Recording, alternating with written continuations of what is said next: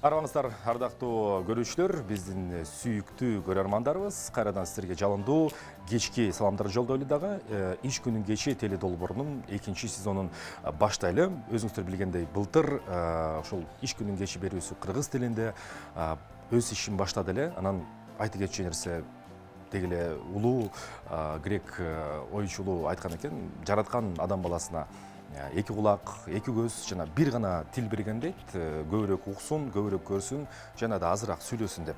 Ал эми сүйлөй турган конокторубуз бүгүн дагы, эртең дагы деги эле долбоорубуздун алкагында абдан көп. Биз ошолордун оюна, ой чабытына, көз карашына, учурдагы өлкөбүздө болуп жаткан учурдагы маселелерге, келечекке, өткөн өтмүшкө пикирлерин ортого салабыз. Сиздер дагы биз менен биргеликте күбө болуп бериңиздер. Кеч кезегинде бүгүн мен Эркин Нурбаев, күнгө дүйшөмбү 13 сентябрь биз эфирибизди баштайлы. Адаттагыдай жагымдуу музыкалык чыгарма менен баштайбыз. Мирбек Атабеков бизге Мурас аттуу эбегейсиз зор хити менен кирип келет. Андан соң Гиннес рекордтор китебине манас айтуу менен кирем деп чабыттанып жүргөн, ушунчалык бир дилин салган, манас айткан агабыз Дөөлөт Сыдыковду ушул мейман төрүбүздө күтөбүз. Биз менен биргеликте болуңуздар.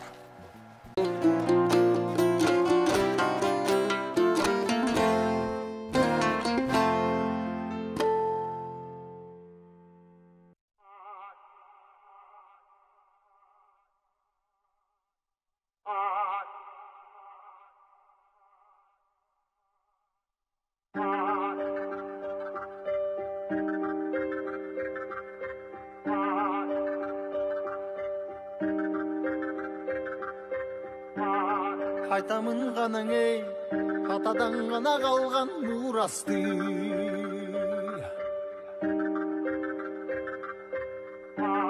Жаңырып заман ей, жаңымын баба салтын уланты.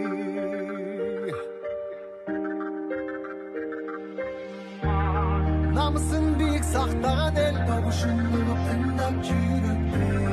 Қадырын тұйып арықтанам Қайратынан жанбаған, қалың елді барықтаған, егемендікті еншілеп өмірін берген бізген қаншадам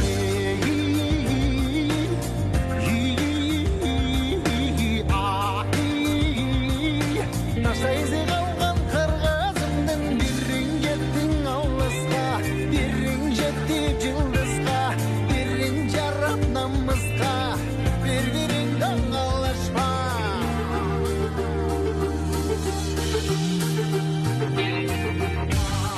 Арнаған ғанаң ей, жеріме чында өшпөс емгекті.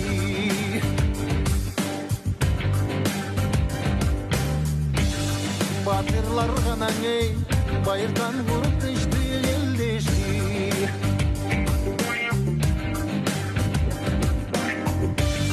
Намысын биік сақтаған ел, дұғышылы бұқтан жүріпті. Қадырын тұйып барықтанам Қайратынан жанбаған, қалың елді барықтаған, егемендікті еншілеп өмірін берген бізген қаншадам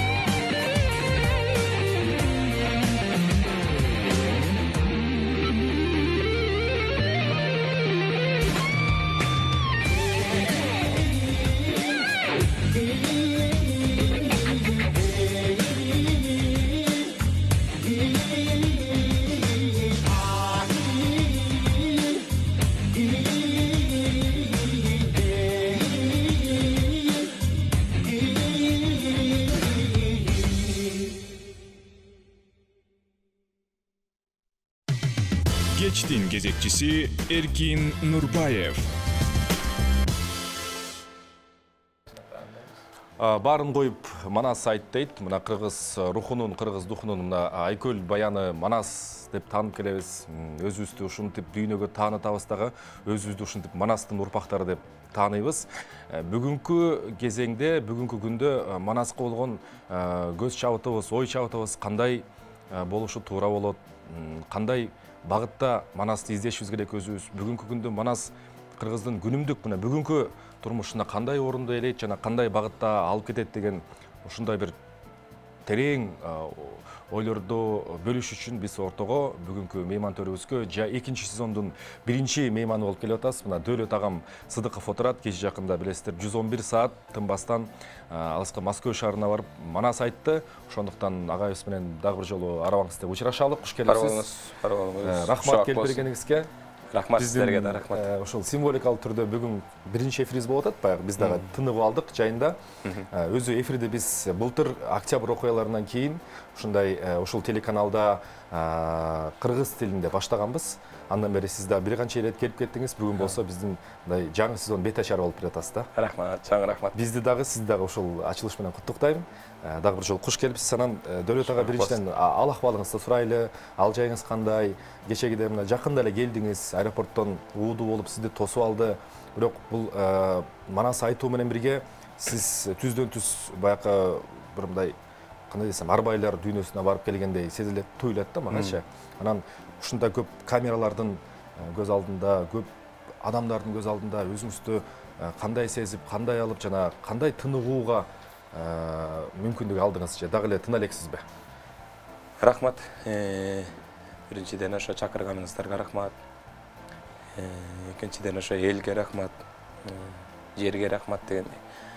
Анан азыр деле сиз айтмакчы тынбай эле ошол дагы эле ошо телевиденияларда ошол Манас дүйнөсү боюнча аңгеме дүкөн куруп келатабыз. Бул Манас деген кайып дүйнө да.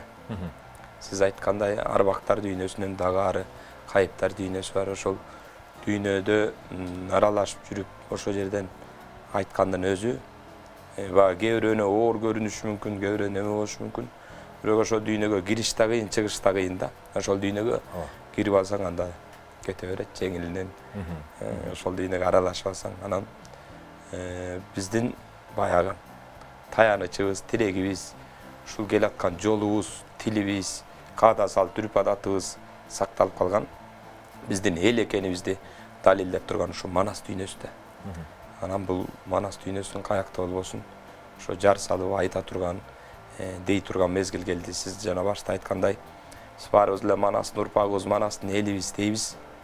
Бирок дегени менен, оозубуз айткан менен иш жүзүнө келгенде андай нерсе болбойт да.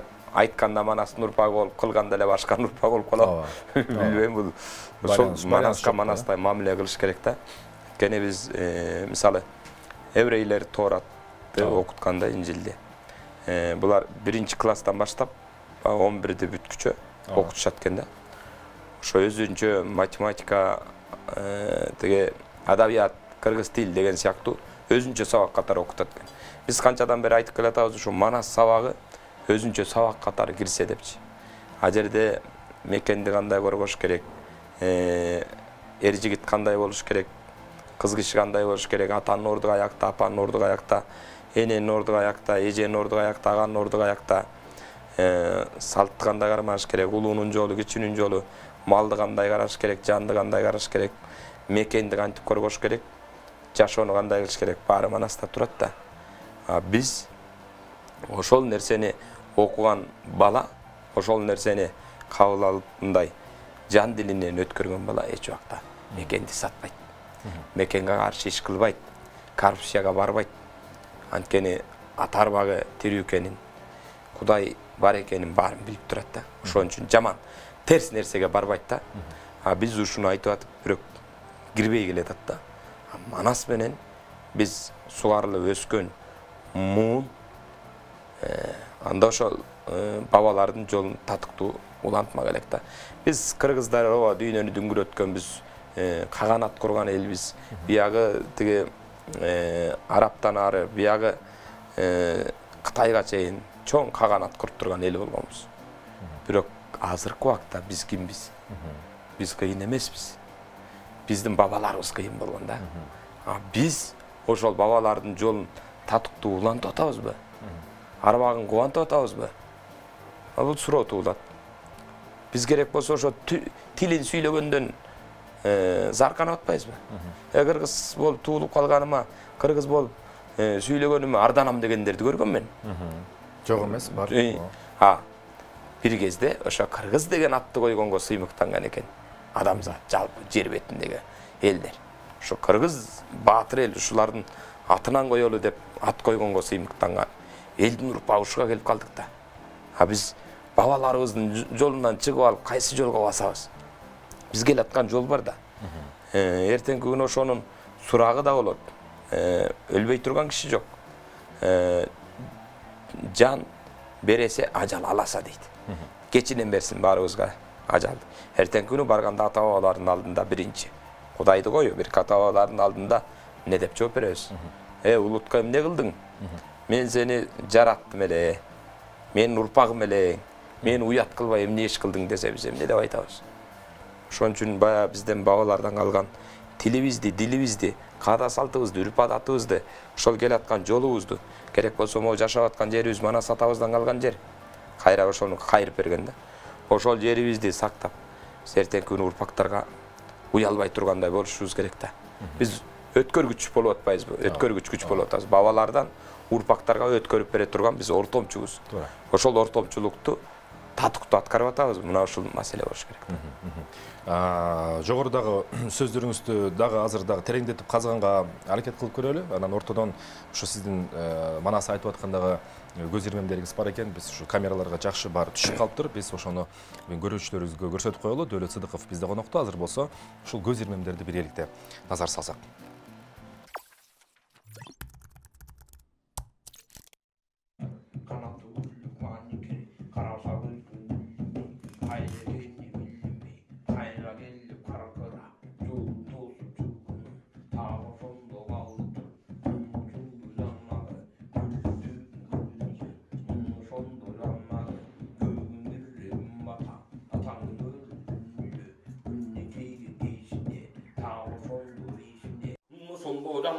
Asman tüstün asaba, tabi sonda bayladı, göktü güldü şayladı, bundan astın belgisi, bundan sonda manasın, kimnin görgüsü, tabi sonda vararsa, bundan sonda veregi, noydan algan tuğekin, bundan sonda danağı, alıp gelip, tabi sonda alıp gelip kırına, tabi sonda tekiptir, hasiyetin biliptir, hazır kısın karasa, bundan sonda bir yakıp, 500 beyni soydurup, yeri çoğun koydurup, yer kazanın koydurup, hanım menden karasan, hayırdağı jaş ballar kızmatına turgutup, kızmatımında kılgızıp, kala ettim barısı, dulap turban gezeken, tağı sonda danağı, kanımız manas boldu dep, tağı sonda danağı, kala ettim barısı, sınap turban gezeken, görüp atkan adamın, gözü getip koyulgan, kara atkan adamın, kargısı getip koyulgan, Kuday betin salmaygan, karagan menden göz etpey, haytan menden söz etpey, hatan manas kalılan.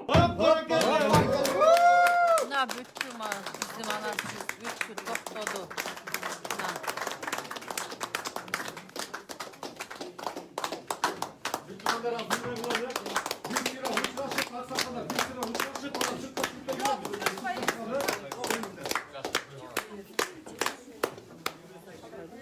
Kaçdan beri gelip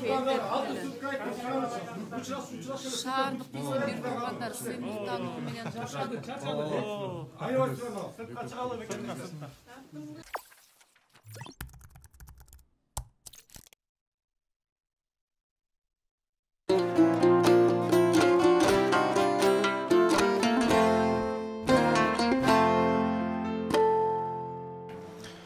Мына ушундай көз ирмемдерди азыр өзүңүз карап эскерип отурасыз да, кече жакынкы болгон окуя. Анан мен ушул астындагы жазууга көңүл бурдум да.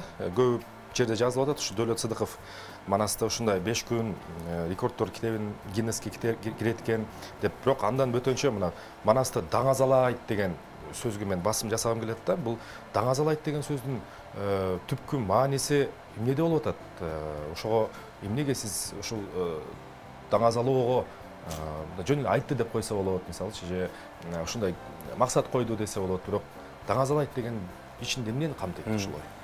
Даңазалайт деген мындай даңктап, барктап, башка да элдерге жеткирүү деген сөз да. Даңаза кылыптыр деп атпай. Даңазасын даң кылды, жалпы элге жар кылды дегендейчи, даңаза. Эми азыр 21-кылымда, техниканын заманы да, 21-кылым. Илгери бир айтылса ооздон оозго айтылып анан жеткен да. Азыр ошондой даңазалангандын өзү бул керек нерсе да. Мисалы үчүн эпостор көп жер бетиндечи. 2000ден ашык дастандар бар ар бир элде. Бирок баары тең 50 өлүү эпоска айланып калган да. Бир кезде айтуучулар болгон, бир кезде ошолордон кагаз бетине жазылып калган.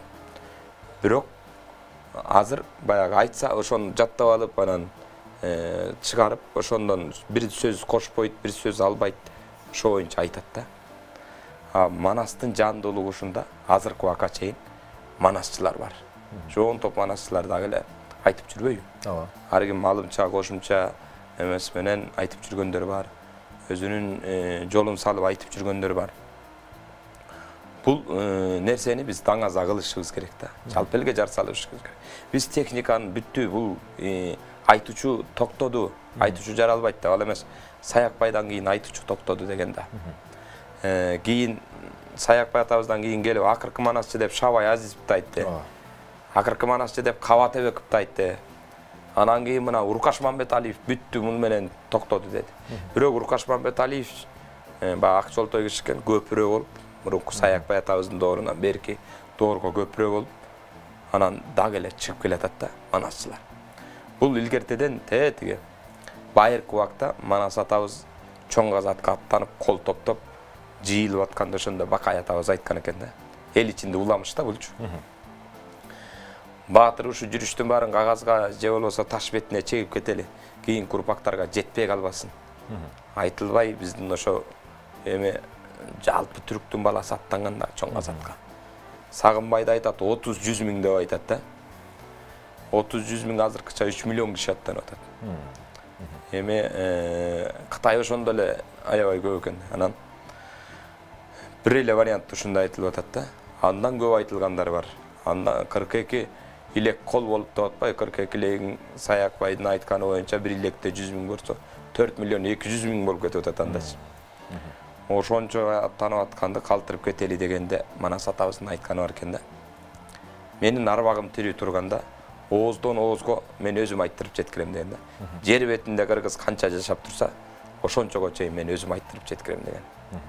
Ошол нерсе мына акыркы манасчы мындай деген сайын кайра улам манасчылар чыгып, дагы техника өнүккөн заман бул деген айтуучулук нерсе деген токтогон. Илгери жер бетиндеги адамдардан токтоду дегенде кыргыздардан токтогон жок бул нерсечи. Дагы эле. Эмне үчүн ошону айтып даңаза кылып бизде ушунда манасыбыз бар. Биздин кармана турган башка эч нерсебиз калбаган да. 100 миңге чукул тилибиз болсо Манастан келатат ушунун баары. Көөнө сөз, эски сөздүн баары тең Манаста сакталып калды. Башка сакталган жерибиз жок. О жерибиз, тилибиз, каада салт төрөлгөндөн өлгөнгө чейин кырым-жырымыбыздын баары Манаста. Биз ушундай манасыбызды сыймыктанып алып чыгыш керек. Бул тирүү касиет да. Кыргыздын жок болбой келаткан касиети Манаста.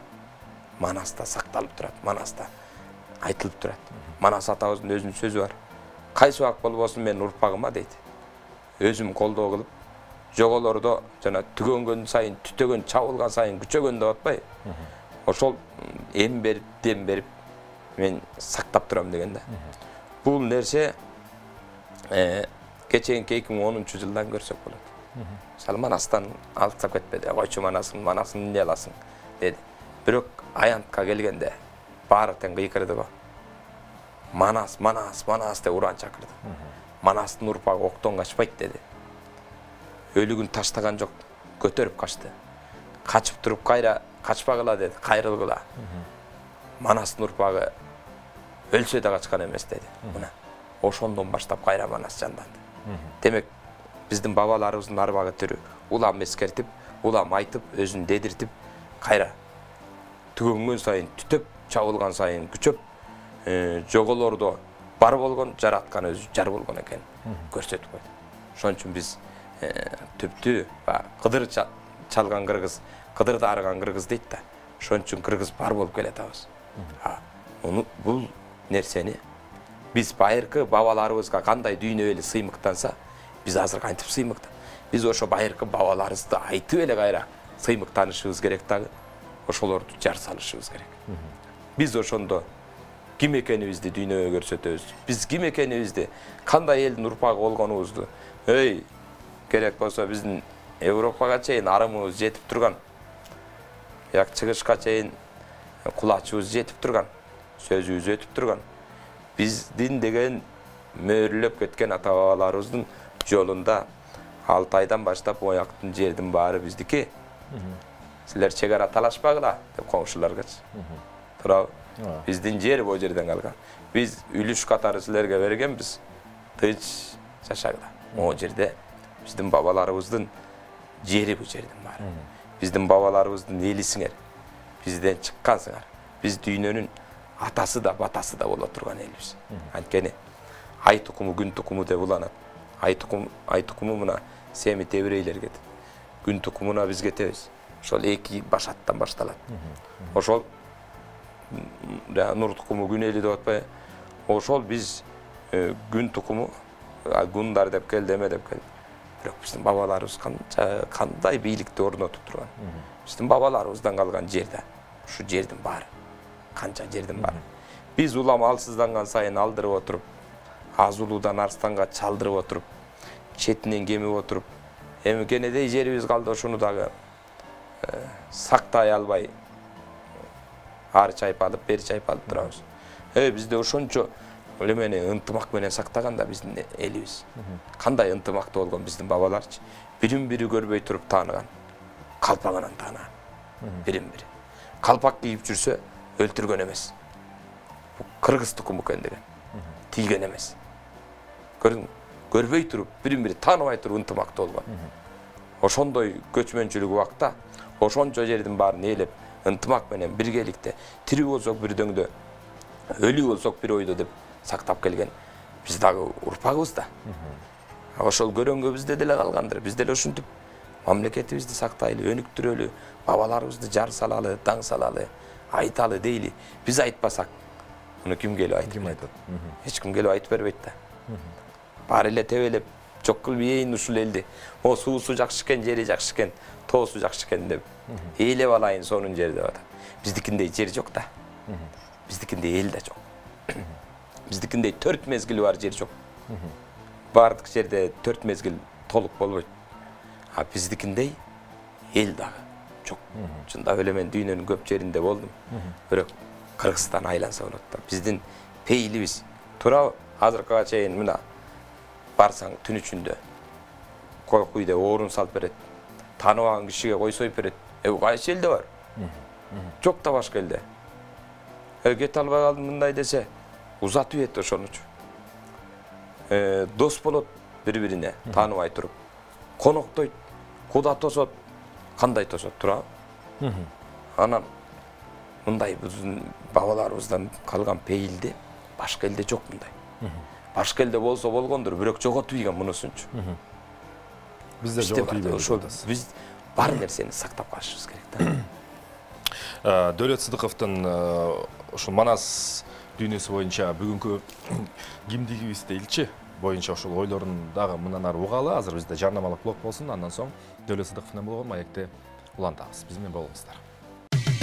Кечтин кезекчиси Эркин Нурбаев. Гиннес рекордтор китебине экинчи рет өзүнүн мындай май таралбастыгын, кайтпастыгын далилдеп, экинчи рет аракетин жумшап, мына кечеги Москвада 111 саат тынбастан 5 суткага дейин болуп калды. Дөлөт Сыдыков агабыз Манас айтты, Манас да азалады. Анан ошол технический жагын сурасак да, кандай процесстер болгон жатат? Кимдер бул эми биз кыргыз Манасты алып жүрүүчү сөзү кыргыздар болуп атса, бирок дүйнөдө мисалы ар кайсы эл аралык маданият тармагында ЮНЕСКО сыяктуу фонддор, бирикмелер бар. Ошолордун катышуусу менен болобу? Рекорд Гиннес өзүнчө да уюм, анын артынан кимдер келет, кандай тастыкталат жана далилденет деген суроо келип турат. Рахмат. Эми бул жана техника жагынан ошол 5 түн 6 күн болду да. Ошол тынбай тартылды да, үзүлгөн жок. Эне эс алып аткан убакта да үзүлбөй тартылды. Анан азыр мен эң негизгиси менин милдетим айтыш керек да. Мен айттым да. Иштеп аткан команда, ошо иштеп аткан команда азыр даярдап атат. Бардык ошо видеолорду көчүрүп, ал 6 күндүк нерсени кайра 6 күн көчүрүп дегендейчи. Даярдап, анан баарын улам кат алышып, кат беришип, ошого жараша мындай деп аткан, ошого жараша иштеп атат да. Эми калган ошо команданын иши да. Бүт ар кайсы тараптара каттар жөнөтүлдү, алыш бериш, тастыктоо, далилдөө бардыгы жүрүп атат. Окумуштуулардын ой пикири, ошо МГУдан да окумуштуулар келген, бардыгы элчиликтен документтер алынып, ошонун баары жиберилип анан ошого жараша иш болот да. Эң негизгиси мен милдетимди аткардым дегендейчи. Манас өзү сиз жогоруда айтканда жазылбай келсе, мен билгенден мына Манастын 40 чоронун бириси Жайсаң ата деп айтып атабыз. Жайсаң деген жайып келчи, ошону айтчы деген баягы ошо чоң бир жоопкерчилик артылып, андан уланып отуруп бүгүн сиз айтып атасыз да. Анан ошол кимдин вариантында айтылып атат. Бизде ошол чектөө болуп калган, мектептен бери элечи негизи эле чектөөлөр аябай көп экен да. Өзүбүздүн маданиятыбызга, тарыхыбызга, урп-ататыбызга кимдир бирөө эми кайсы күчтөр экен билинбей турат. Чектөө коюп койгон. Бул вариант бар, ошо менен ошо сиңирилип жуурулуп, анан ошо чектөөдөн чыга албай аткандай сезим бар да менде. Сизде кандай? Туура айтасыз. Бул мындай да. Ошо сиз айтып аткан Жайсаң атабыз Роман Нырчулуу дейт, 40 чоронун бири.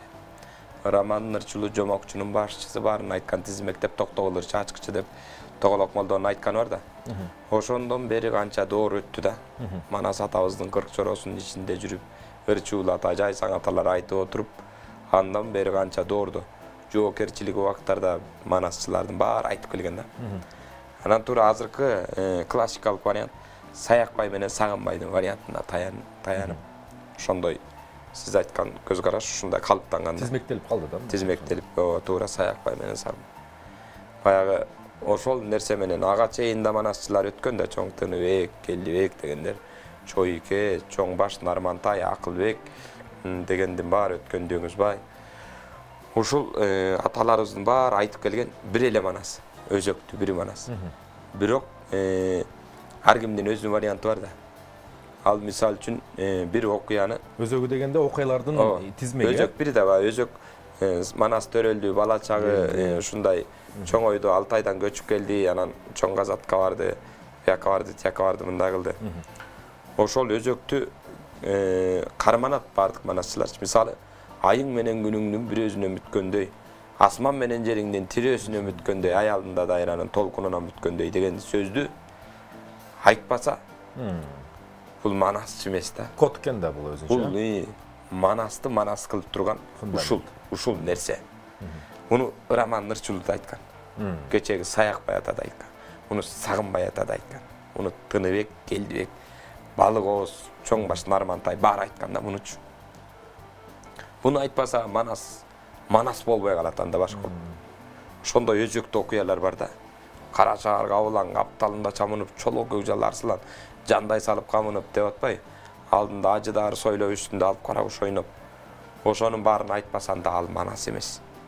Ошондой өзөктүү окуяларды жана кылымдардан кылымдарга сиңирип кыргыз атасынан балага мурас кылып калган сөз деген ушу да. Анан өзүңдүн жан дүйнөңдө берилген аяның баяның менен жуурулуштуруп, мисалы үчүн бир окуяны жөн эле кетип баратып, бирөө эскерип эле айтып коюшу мүмкүн. Ушундай окуя болгон деп эскерип коюшу. Бирөө ошол окуяны кандай окуя болду эле баарын ийне жибине чейин айтышы мүмкүн. Бирөө жарым жартылай айтышы мүмкүн. Biri manasты 2 sap menen сүрөттөп коюшу мүмкүн. Biri 1 saat сүрөттөшү мүмкүн да. Ошону анан ар кимдин ошол өзүнүн кудуретине берилген сөз күчүнө жараша айтып келген да. Анан ошол өзөктүү окуяны эле карманып, Сагынбай, Саякбай дагы илгерки манасчыларда өзөктүү окуяны карманып, мен дагы өзүмдүн вариантымды айттым десем болот. Анткени Орозобекова Жылдыз Калмашевна филология илимдеринин доктору, белгилүү манас таануучу, азыркы манас таануучулардын экинин бири десек болот да. Бирөө болсо, балким өзүдүр. Мындан өткөн эми манаска башын арнап 40 жылдан бери сайып келаткан киши бул киши. Ошол киши баратканда айтты да. Мен үчүн деди. Гиннестен дагы маанилүү нерсе деди. 21 кылымда жаңы вариант жаралабы деди. Баратам, мен мага ушул маанилүү деди. Ооба. Гиннеске туура ошол менен баратабыз, бирок эң маанилүүсү ушу деди да. Саякбай, Сагынбайдан кийин токтоп калган жок. Анан бүткөндөн кийин көзүнө жаш алып кучактап, бетимден өп анан айтты. Мен ойлогон оюма жеттим деди. Мен үчүн, кыргыз эл үчүн, кийинки урпак үчүн жаңы бир вариант чыкты деп. Эми ушунун чоң казатты бүтүрүп, Сагынбайды Семетей Сейтеккенин Алым Сарык Кулан Сарык деп. Андан аркысын алып калыштагы бул нерсе. Муну изилдей турган, иликтей турган мен ошону жылбай угуп отурдум деди да. Сенде ошо өзөктүү окуялар менен жана Саякбайдагы, Сагынбайдагы окуялар менен келатып, андан дагы өркүндөтүлгөн такыр башка нерселердин баарын сен айтып отурдуң. Өмүр укпаган окуяларды айтып. Бул мен үчүн чоң табылга деп эже айтып отурду. Эже айтып атат, өзөктүү окуялар болгондо эми сиз мына ушул 5 түн 6 күн деп атасыз, ошо өзөктүү окуялардын кайсы бөлүгүнө чейин айтканга жетиштиңиз ошондо? Манас атанын ата бабаларынан баштап кыргыздын кантип ошо жаралып кыргызда хандарды айтып келатып, анан баягы Кытайлардын чапкыны, кыргыздардын качканы, ошо менен Манас атабыз төрөлүп отуруп, ирети менен жүрүп отуруп, анан чоң казатка айттым. Чоң казатта жанагы Маадыкан дөөнүн келиши, жалгыз көздүү Маадыкан ат көтөрбөй бука минип жүргөндө атпай ошол келип, анан ошону Маадыканды өлтүрүп, Маадыкан өлгөндөн кийин кармана турган баатыры жок, туу кармай турган эри жок, белгилүү туган шери жок, Кытайлардын амалы кетип, кандыкты берсекпи, эмне кылсак деп айласы кетип турган жеринен бүттү да ошо. Чоң казат. Трагедияга чейин экен анда. Анан кийин бая барып элчилер эме болуп дагы анан окуп көп чабыш окуялар көп болот да. Анан кийин кандыкты айла жок, анан Нес Караколго түшүп калганда анан беришип, кандыкты алгандан кийин Манас ата бүт колдун баарын таратып жатпай. Кырпчоро анан азганакай эле кол калып атат. Калган элдин баарын таратып атат. Анан баары кеткенден кийин алдап туруп, 6 ай бийлик жүргүзгөндөн кийин анан алдап туруп Манас атаны конокко чакырып жана жарадар кылып атпай. Аркасына найза сайып. Анан ошондон кийин анан кайра кол салып атат, ошо кичи казат деп, тиги чоң казат, тиги кичи казат деп айтат. Ошо кичи казаттан жанагы Манас ата 7 күн уруксат берип, Кыркчоронун 12-си жана хандардын баары, мен кийиндин баары өлүп, анан кийин Шыпшайдарды аткан 8-ердин башын атып атпай. Биринчи снайпер бизден чыкканда Манас атабыз дүрүүнү коюп, Аккелтенин үстүнө. Анан жакындатып, анткени жарадар артынын баары жара тиги зилдеп кеткен. Анан көз бирге көрүп, бирде көрбөй, анан ошондо жакындатып туруп атып атат. Ошондон кийин анан жана биротоло Кыркчоронун куну үчүн талкалап бейжинди түбү менен жок кылам деген экен да Манас атачы. Бул бейжинди тополоңун тоз кылып, топонсу каптап бузбаган дейт. Барган адам көп болгон, чыккан адам жок болгон дейт бейжинденчи. Кирген адам көп болгон, кайткан адам жок болгон дейт. Ошо бейжинди керек болсо Сулайман сурак кылбаган дейт. Сулайман пайгамбар баа жандуу жансыз жаныбарлардын баарын тилин билип падышачылык кылган деп атпай. Бирок ага буйрук түшкөн эмес, бейжинди аласың деп. Искендер изин салбаган, топонсу каптап бузбаган дейт. Ал эмес кийинки Чыңгызканда ала алган эмес бейжинди. Жалгыз бейжинге сурак Манас атабыз жүргүзгөн. Бул бейжиндин bir sırrı var da, kasiyeti var bir Kudaydan berilgen.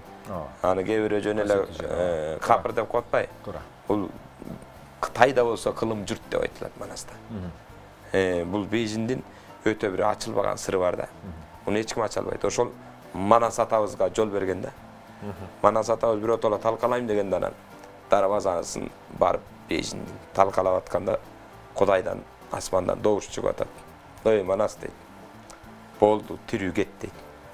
Тирүүң деген. Анткени сөйөктө кут болот да. Сөйөктү кыргыз таштаган эмес да. Жана тулпар сөөгүн ордобойт, тууган сөөгүн ордобойт деп атпайбы.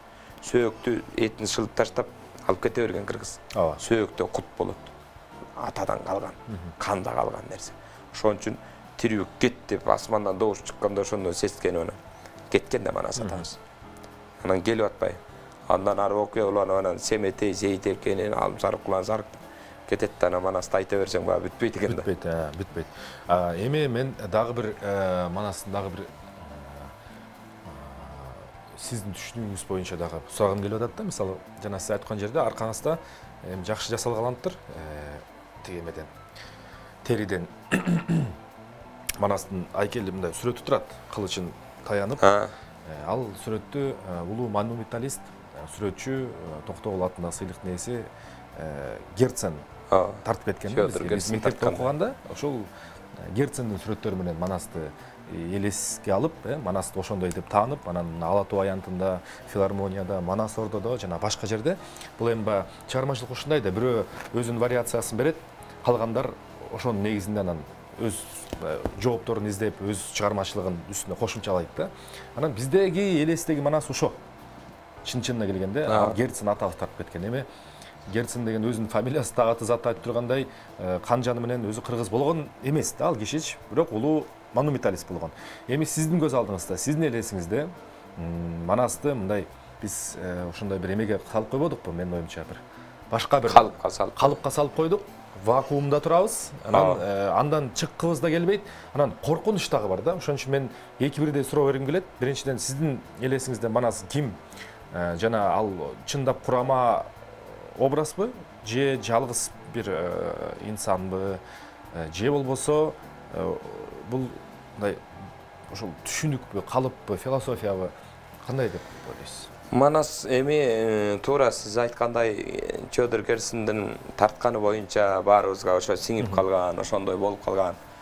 Ал да чоң таланттуу адам болгон да. Жана Сагынбай атабыздын сүрөтү жүрбөйбү? Ошону биз Сагынбай ата тууралуу съемка кылып атканда көрбөй туруп тарткан экен ошонучу. Күмбөзүнө барып, сыйынып отуруп күмбөзүндө. Анан кагаз барбы деп жана илгери конфет орогон кагаздар болчу эле, сайзор. Ошону берсе анан ошого чийип тартып. Мен ошо оригинал сүрөтүн көргөн балыкчыда бир жээн неберелеринин колунда экен да. Ошону тарткан. Ошол боюнча анан сүрөт жайылып кетти да, Сагынбай атабыздын. Бул кийин жазып аткан убакта, Сагынбай атабыздын жаздырып аткан убакта, ошол сүрөтү чында фотоаппаратка тартылган бир Тойчинов деген окумуштуу экөнүкү чыкканда, кийин чыкты, кийин. Бирок жана көрбөй туруп тарткан сүрөтү менен ошол экөө дал келген да. Дал келди, Аябай, таң каласың да. Эми бир буга дагы баягы ошондон кийин барып жатып, анан Сагынбайдын китебине тарткан да. Ошондо уктап анан түш көргөн экен бул кишичи.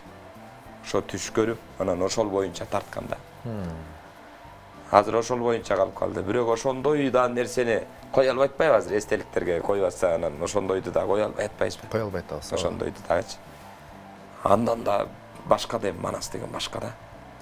Манаска Манастай мамиле кылыш керек негизичи. Азыр мисалы Майрамкул Асаналиев дагы бир өзгөчө кылып тартып атат, бир башкача кылып тартып атат. Белек Жумабаев деген агабыз тарткан, ада бир өзгөчө өзүнчө көз караш. Манас десе ар бир кыргыз баласы, ар ким өзүнүн элестетүүсү бар да. Манасты ар ким ар кайсында элестетет. Мисалы Асан Турсункулов элестетүү тартуусу боюнча ал такыр башкача тартып атат. Замир Илипов деген сүрөтчү бар, ал такыр башкача тартат. Айып Алакун деген сүрөтчү бар, ал дагы башкача тартат. Ар кимдин өзүнүн элестетүүсү бар да. Бул Манасты туура ар кимдин өзүнүн элестетүүсүнө жа. Ошондой кылыш керек. Мисалы, манасчылар деле манасты көрдүк деген менен, көргөн менен көз жетпейт, айткан менен сөз жетпейт манаска. Мындай деп, мисалы, айтып, аны толук кандуу ачып бере албайсың манасты. Бул ааламдык манаста. Манас деген эми чексиз нерсе. Бул адамдын акылы жете турган нерсе эмес манаска. Чын-чынына келгендечи. Мен ааламдык манасты да көргөм, адамдык манасты да көргөм. Мисалы, Индияда Батма Бутмаман деп манасты Кудайды үчтеп кичкөөлөп атпай. Ошондо манасты эң жогорку Кудайдын тепкичине коет да. Адамдарга адам катары көрүнө турган Кудайдын элеси. Тура ошондой эле. Манасты ошондой эмеде кабыл алыш керек да. А биз азыр пенде катары бир жөн эле бир карапайым адам катары кабыл алып атабыз. Манас деген мисалы, айың менен күнүңдүн бир өзүнөн бүткөндөй, асман менен жериңдин тири өзүнөн бүткөндөй дегенде манастын ким экени турбай айтылып турат да. Турат манастын. Аны алып келип туруп бир кишиге койсоң ал көтөрө албайт. Көтөрө албайт. Манас деген ошол жалпы биздин Кудай тааным, дүйнө тааным, аалам 18.000 аалам, андан да көп ааламдар азыр изилденип чыгып атпайбы? Ошо чексиз ааламдын бир күчү да ушу манас. Рахмат агам. Эми ошол Манас атабыздын руху колдосун, духу колдосун. Сизди мындан ары дагы жакшы алдыга койгон максаттарыңыз бардыр, ошонун баардыгы ишке ашсын. Анан жалпы ушул журтчулук менен, эл менен сизде болгон орусча айтайын эми проводниктер да, проводниктер. Ошол дүйнөлөр менен дагы биз жакындан таанышалы, сиздерде болгон адамдарды көп-көп чакырып туралы, сиздердеги бизге мындай кулак салып, угуп, ой жүгүрткөнгө жакшы бир доор келип отурат. Рахмат. Сизге терең ыраазычылык, кылган ишиңиз жүрөгүңүздөн чыгып атат. Демек, сиздин дагы бир издеп аткан суроолоруңуз бар, ошого жооптор тапкандай болуңуз. Рахмат. Элден айланса болот, ошол жерде Москвадагы эл жалпы элге салам айтты. Биринчиден. Ошол элден күнү түнү туруп уш жерде баталап аткан элден айланайын да, элден айланайын. Элдин батасы Кудайдын батасы дейт. Ушул элибиз бар болсун. Эгемендүүлүктүн 30 жылдыгына деп багыштадым эле, арнадым эле. Бул эгемендүүлүктөн эч качан элибиз ажырабасын. Ушул жерде кыргыз укум-тукумдары өнүп өссүн да, ушул ала тоонун ичинде. Айым элибиз бар болсун. Элибиздин ичиндеги касиети, кайыптары толук болсун. Ошол кеткен кайыптары кайтып келип, жерибиз кеңейсин, элибиз кеңейсин, дайым зоболосу элибиздин бийик болсун. Эба жараткан жалгасын, элди жалгасын, эл ичинде жалгасын, журтту жалгасын, журт ичинде жалгасын деген бабаларыбыздын ыйык сөзү бар. Ошо жалгап анан силерге да рахмат, өмүрлүү болуңуздар. Ошо кайсы убакта болбосун зоболоңор бийик болуп, эфириңер дагы көрүмдүү, угумдуу болсун. Рахмат. Айтканыңыз келсин. Бизде конокто манасчы Дөөлөт Сыдыков агайыбыз болду. Кийинки коноктор дагы болот. Биз 2-ши сезонду баштадык. Биз менен биргеликте болуңуздар.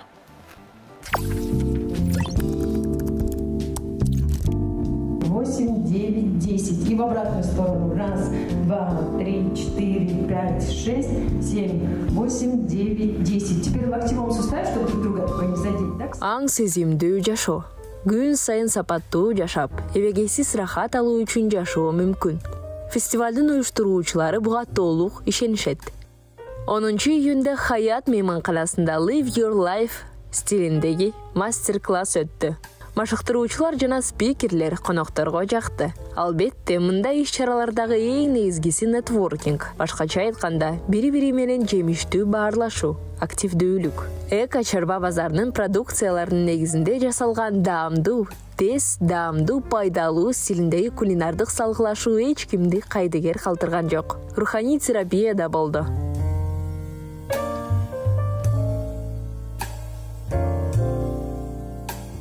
Мыкты джаз тобунун курама тобу жана анын стилист-ырчысы, Кыргыз улуттук консерваториясынын окутуучусу Талант Абдылдаевдин музыкалык программасы.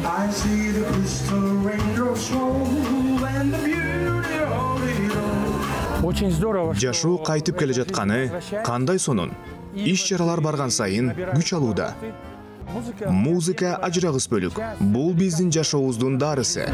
Бул жерде ошондой эле М галереясынын сүрөт көргөзмөсү болду. Анын куратору Мээрим Ахматкулова.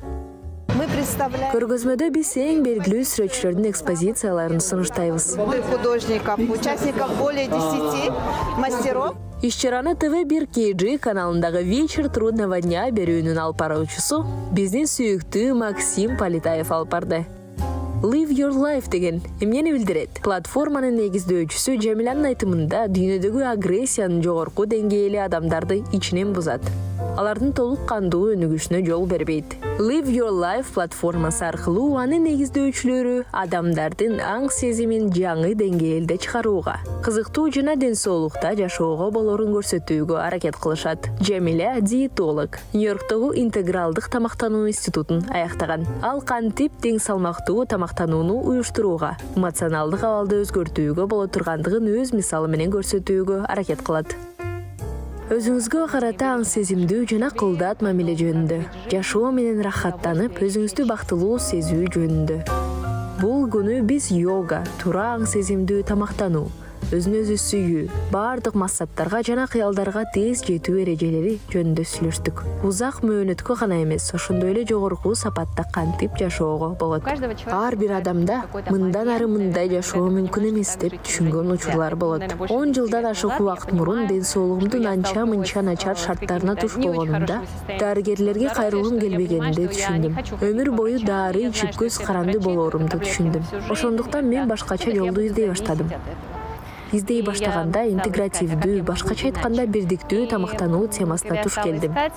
Мен үчүн тамак бул сизге кайрыла турган колдонуучу курал. Бүткүл жашообузду табак аркылуу курабыз. Анткени биздин жашоо бул биздин мамилебиз.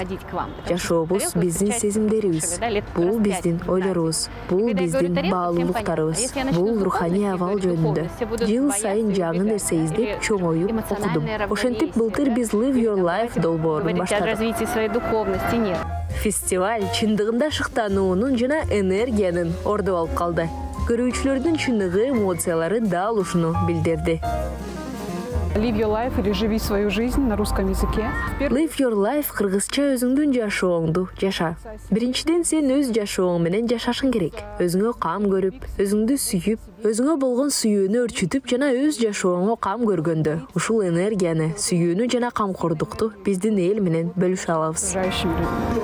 Эгерде сиз медитация жөнүндө сөз кылсаңыз, анда бул чындыгында өзүңүздү тынчтандыруу. Бир иш аракеттен экинчисине өтүү үчүн эң мыкты курал. Жашоомдо күнүнө 2 жолу, эртең менен жана кечинде медитация менен машыгам. Бул менин ресурста болушума, ден соолугумдун чың болушуна шарт түзөт. Бүгүн фестивалдын катышуучулары менен бир аз машыктым. Катышуучуларга жакты деп үмүттөнөм.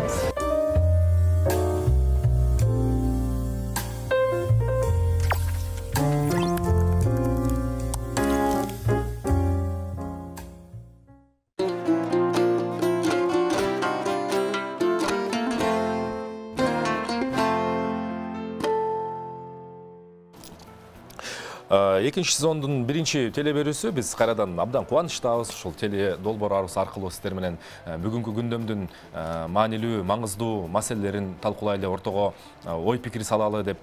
Албетте, жашоодогу эң оор жумуш бул ойлонуу процесси экен. Ошондуктан ушул ойлонуунун негизи жыйынтыгы сиз менен биздин күнүмдүк турмушта чагылдырылат. Ал эми ошол ойду бүгүнкү күндө сүрөт искусствосын бардыгын биргелештирип кошкон кино, кыргыз киносу өзүнүн доорун жашап жатат. Айрымдарыңыздар күнүмдүк, жеңил, көңүл көтөрүмкү кинолорду көрөсүздөр. Айрымдар болсо, ушундай бир ойго чөмүлө турган жана бир пикирлерди жарата турган кинолорду көрөсүңөр деп мен чын дил менен ишенем. Алардын катарында мына бир канча ирет эл аралык фестивалдарда кыргыз киносун даңазалап келе жаткан Бакыт Мукул агайыбыз, актер, режиссер, сценарист, Кыргыз Республикасынын эмгек сиңген артисти келип отурат. Саламатсызбы? Жана акыркы көч тасма тууралуу сүйлөшкөн соң, ушул тасманын со-продюсери, кинорежиссер жана бизнес айым Элнур Осмоналиева бүгүн бизде конокто. Кош келипсиздер. Биринчиден рахмат келип бергениңиздерге. Рахмат. Акыркы көч тасмасы орус тилин билбей калдым. Англис тилинде Road to Eden деп турат. Кыргызча акыркы көч деп турат. Кыргыз киносу дүйнөлүк фокус менен караганда ар дайым көч деген сөз менен аябай көп байланымталуу болуп калды. Анан эмне үчүн РОТ-ден жана эмне үчүн акыркы көч ушундай айырмачылыгын же болсо ортодогу пикирин айтып бере аласыздарбы? Мен айтайын, эми кыргызчасы акыркы көч дегенибиз эки ооз менен кыскача айтканда биздин ошо Кыргыздын маданиятын, культурасын же болбосо үрп-адат, каада салтын билген адамдарыбыз. Картайышып баары азайып кетип баратышат. Анан аягында калып атышат. Эми картайып калышты деген кеп да. Бирок ошол эле маалда азыркы цивилизациядагы биздин современный жаштарыбыз келаткан, өсүп келаткан балдарыбыз ошо биздин маданият, культурабызды ээрчип кетеби, өзүбүздүн салт санаабызды, үрп-адатка же башка бир Европанын же болбосо кайсы бир мамлекеттин культурасы менен кетеби деген ортодогу баягы кимдин колун кармап жашайбыз дегендей тема коюлганда акыркы көчтүн аталышы ошол. Аталышы. Балким Элнур айым англис тилинин таржымалын, англис тилиндеги аталышын таржымалын бизге айтып берет. РОТ-ден. Автор сценарий айтып берсе, тереңдеп. Эми ал англисче аталышы ошо бизде акыркы көч деген сөздү бизде көчмөндөр эли кана кененирээк түшүнө алат экен да. Анан аны мындай түзмө-түз англисче которулгондо мындай көбүрөөк мындай чагылбай калат экен да. Ошон үчүн биздин чыгармабыздын этегинде ошо биздин каарманыбыз жанагы бир кандай десем, бейиштин багында жыгылып атпайбы?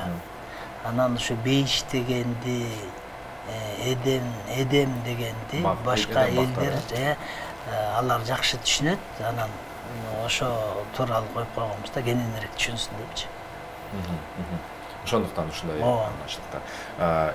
Элнур айым, сизден сопродюсер катары техникалык тарабын сурайлы. Башкача айтканда ушул тасманын жаралышы бул авторлук топто болсо, андан аркы жашоосу уланып кетиши, дүйнөлүк аренага чыгышы ушу продюсерлердин колунда.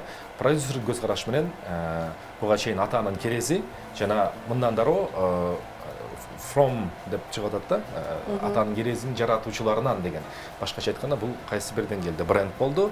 Мындай брендтин негизинде дагы жаңы продукцияны дүйнө элине таанытуу жана аны илгерилетүү кандай болуп жатат? Сиздин тажрыйбаңыз тууралуу билсек.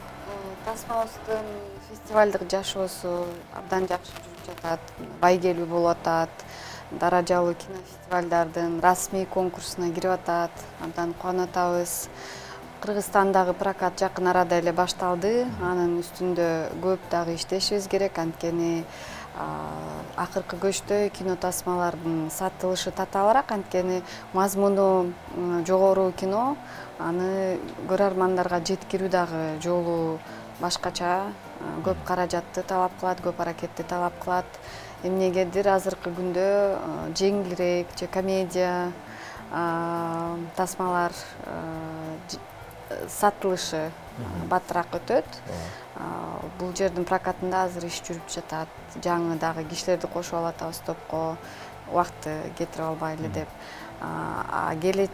Келе жаткан фестивалдарда көргөзүлгөндө тасмага жаңы сатып алуучулар чыгышы мүмкүн. Ошол фестивалдын катышуунун дагы бир максаты тасма сатылып, башка телевидение, башка платформаларга сатылып, андан пайда көрүү максаты болот. Ошондуктан акыркы көчтүн коммерциялык жолу али алдыда, көп мүмкүнчүлүгү күтүп турат.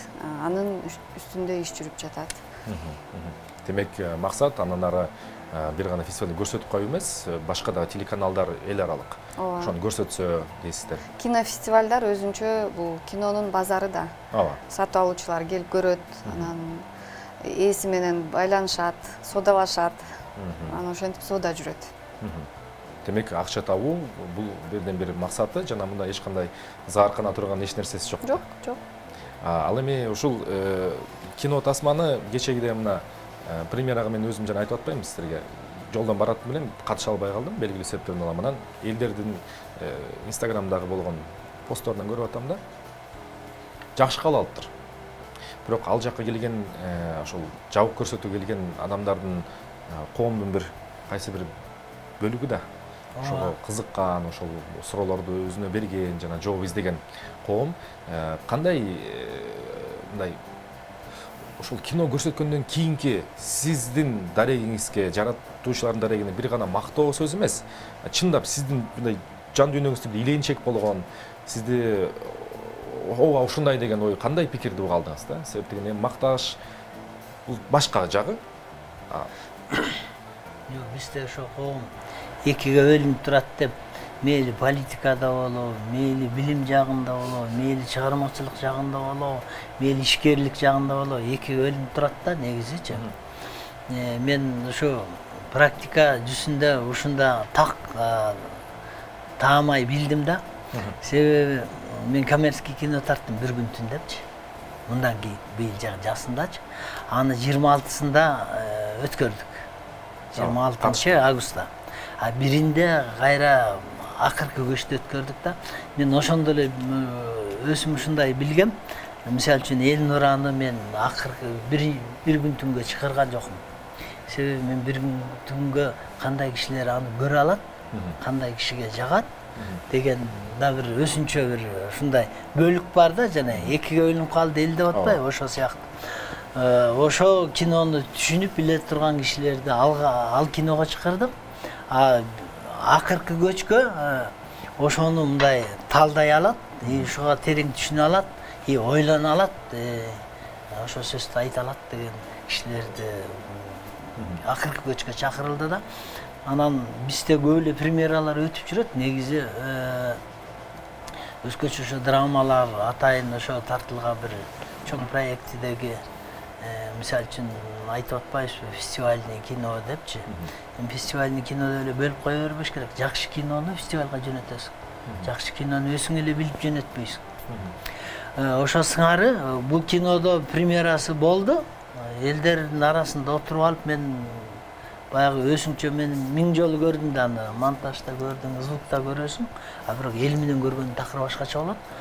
Эл менен көргөндө ушундай треугольник угасың да, сезесиң да, кинону карайсың, жаныңдагы кишилерге ошого тийип сага келип турат да, бүт мындай кулакты кенен жайып, мындай отурасың да. Циркуляция болот. Ошондо ар бир кишинин мындай үн чыгарып ийгени,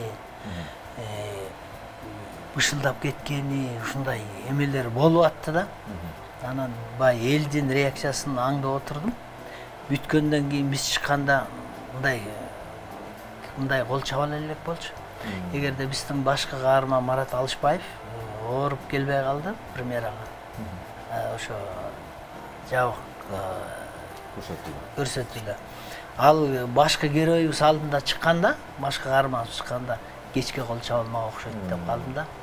Анан ошо биздин ошо сынчыларыбыз, мындайча айтканда атайын кино сынчысы деле жок бизде Кыргызстанда. Атайын сынчы жок. Бирок ошо болбосо дагы бизде сынап баягы оюн кенен айтып жүргөн адамдарыбыз, мисалы үчүн чоң атабыз бар Марбайжиев деген. А кишиге оңой менен чыгармада жакындап жага бербейт. Ушул кишилердин баары туруп кол чабышып, жакшы сөзүн мага айтты. Бирок өзүнчө да интервью беришиптир. Улуу кино болуптур деп. Эми сөзү да башкача, улуу кино болуптур деп. Ошо кино билгендер, кино жамаатында жүргөндөргө аябай абдан жакты. Ошо адабий чыгарма тарабында жазуучулар же болбосо ошо тарыхчылар отуруп жакшы бир эмеге балкыдык деп интервью беришти. Мен жок эле да. Алардын интервьюларын уктум. Жөн кино болгон жок. Аны башында бизге дагы биринчи киноңордон ашабы же жетпей калабы деп ушундай түз суроо берди бизге, мага мисалы үчүнчү. Көргөнгө чейинби? Ооба. Сиздин оюңузча атанын кересине жетпей калды деп ойлойсуңбу дегенде мен айттым, андан ашат дедим. Биз себеби деген кичине болсо да практика алып баратабыз да. Көбүрөөк билип, көбүрөөк көрүп баратабыз да. Анан биздин оюбузча андан да мыкты кино болду. Ада жаман кино эмес болчу, жакшы кино болчу. анда биз сиздин сөзүңүз үстүндө тегеректеп туруп трейлерин көрүп коелу, урматтуу көрөрмандар. Биз сөз кылып жаткан кино тасма бул акыркы көч деп аталат. Андагы окуя, андагы каарман, андагы ошол кинонун вайбы дейбиз, жаңы сөз колдонгон маанайы. Трейлер, андан соң кайра студияга кайтып келебиз. Акыркы көч.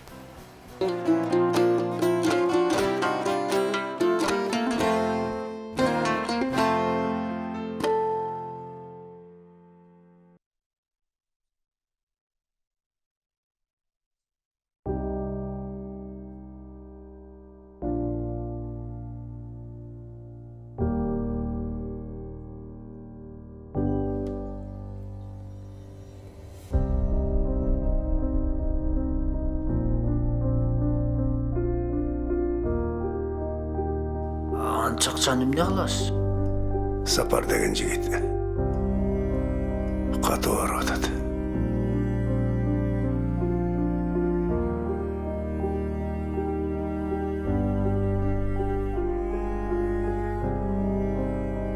Сапар, сенде санаттар элге керек.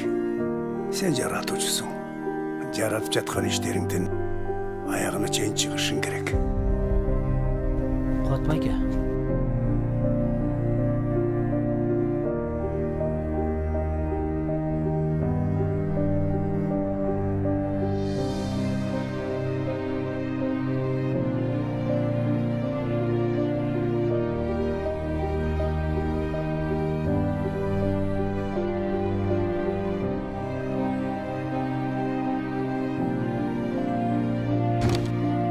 Эркин.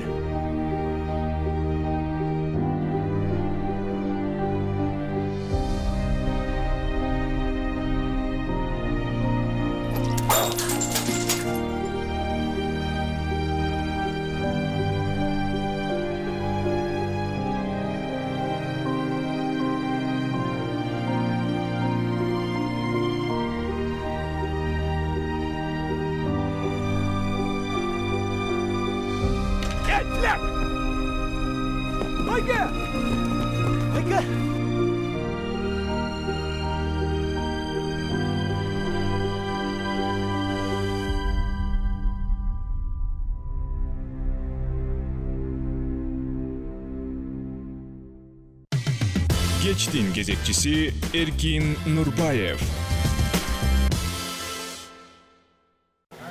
Кайрадан студияга кайтып келелик. Бизде бүгүн конокто катар менен биз жайкы эс алууда элек. Ошол арасында абдан чоң маданий окуялар болуп өттү. Дөөлөт Сыдыков келип кетти, билесиздер. Мына Манас айтуу боюнча Гиннес рекордторуна кирем деп.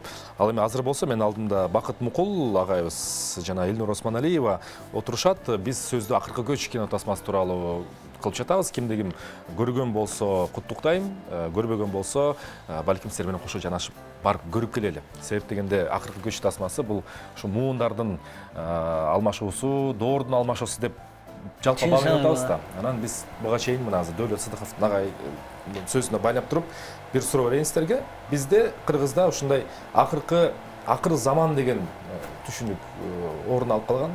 Акылыбызда могул жерибизде программа катары турат да. Анан акыр заман дегенде эле ушул эскиси бүттү дагы эми жаңысы дегенден жаңылыктын алдында жаңы муун доордун астында коркунуч бардай сезилет. Себеп дегенде ошо Манасты алалы, ошол кино тармагын алалы, жаңы технологиялар алалы, ар дайым мына бир муун экинчи муунга ошол нерсени өткөрүп берүүдө же кабыл алууда аябагандай чоң стресс жашап өтөт да, коомчу. Стресс, кадимкидей стресстебиз.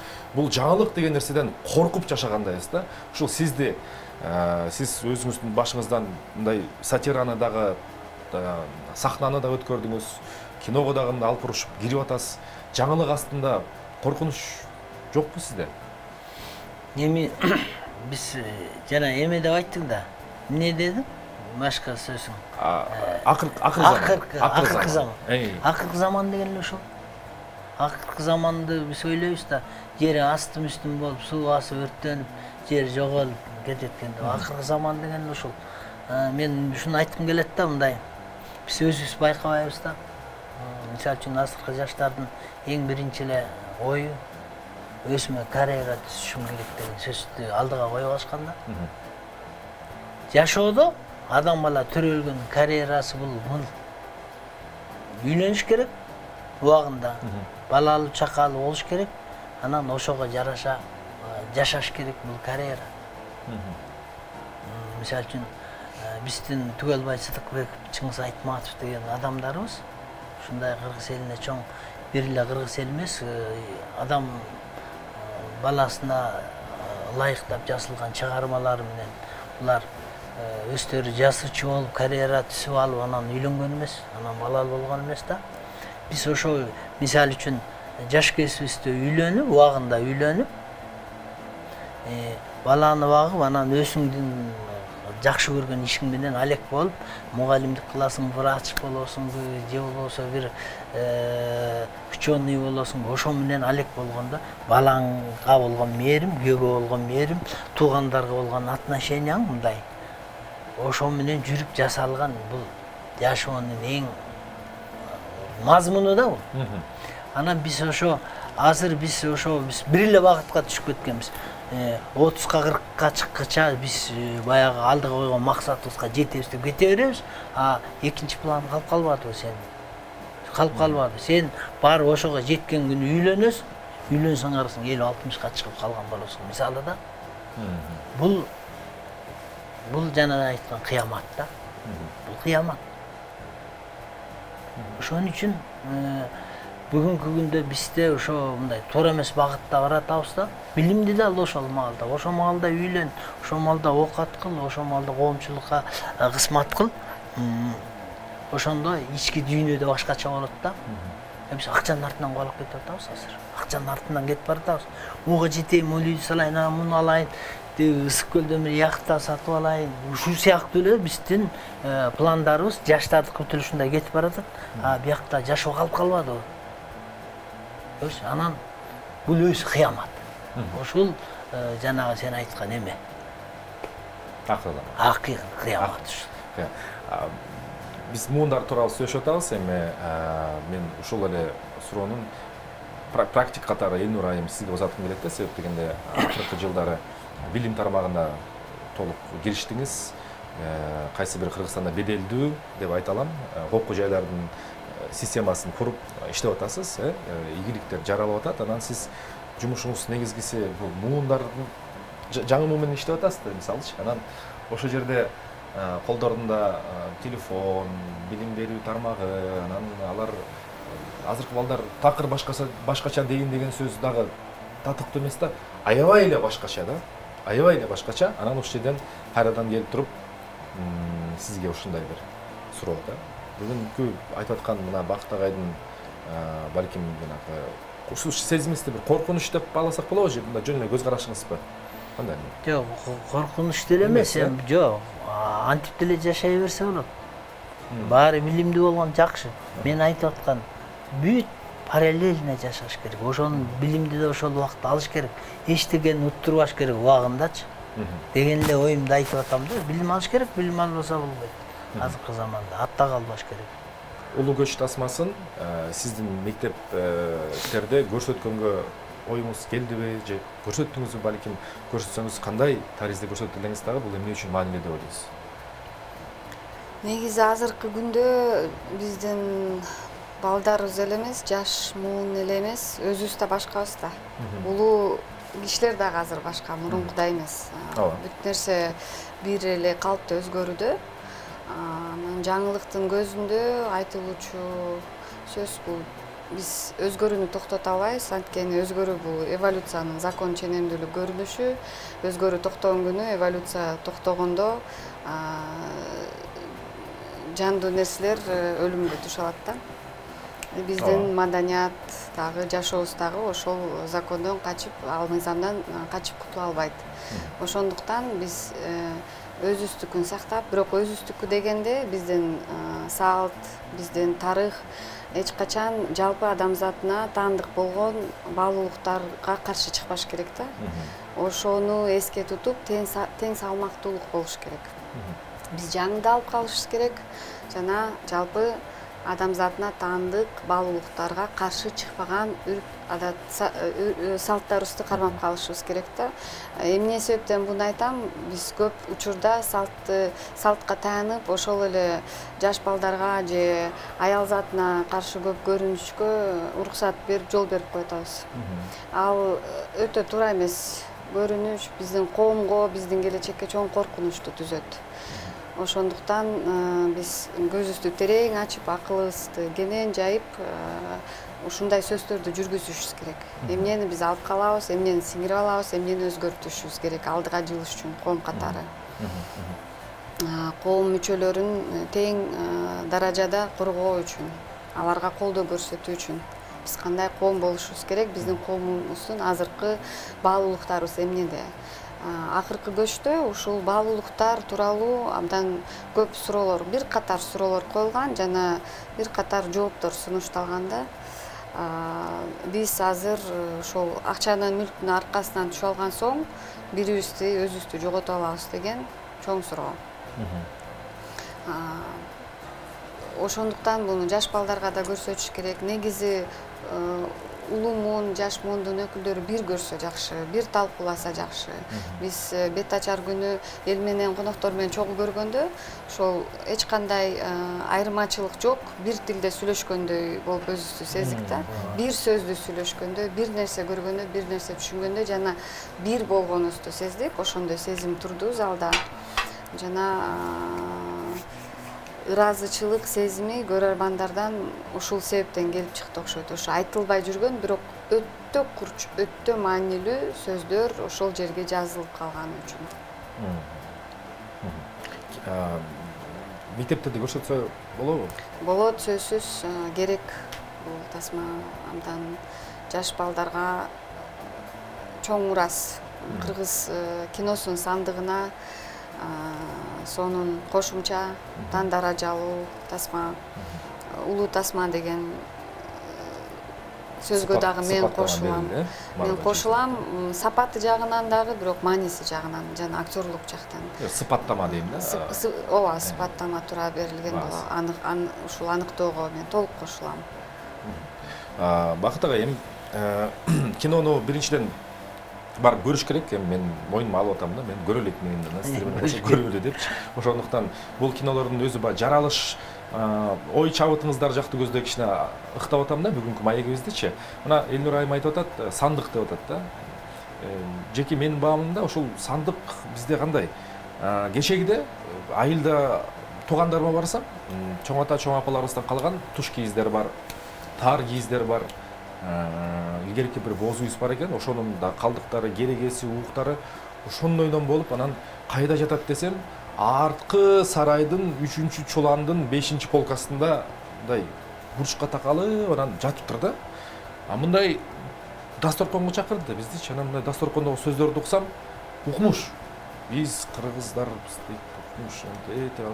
Анан мен мындай сөздүн кезегин алып анан айттым да, туугандар, ушундай эл экенбиз, ушундай кыйын экенбиз. Көптү көрүп турубуз, эми тетиги тайнемдин тар кийиз каякта жатат, ал каякта десем, анан мындай алардын эмесинде эме болобу дедим да, бир аз мындай чочуркап калабы десем, жок, андай деле болгон жок.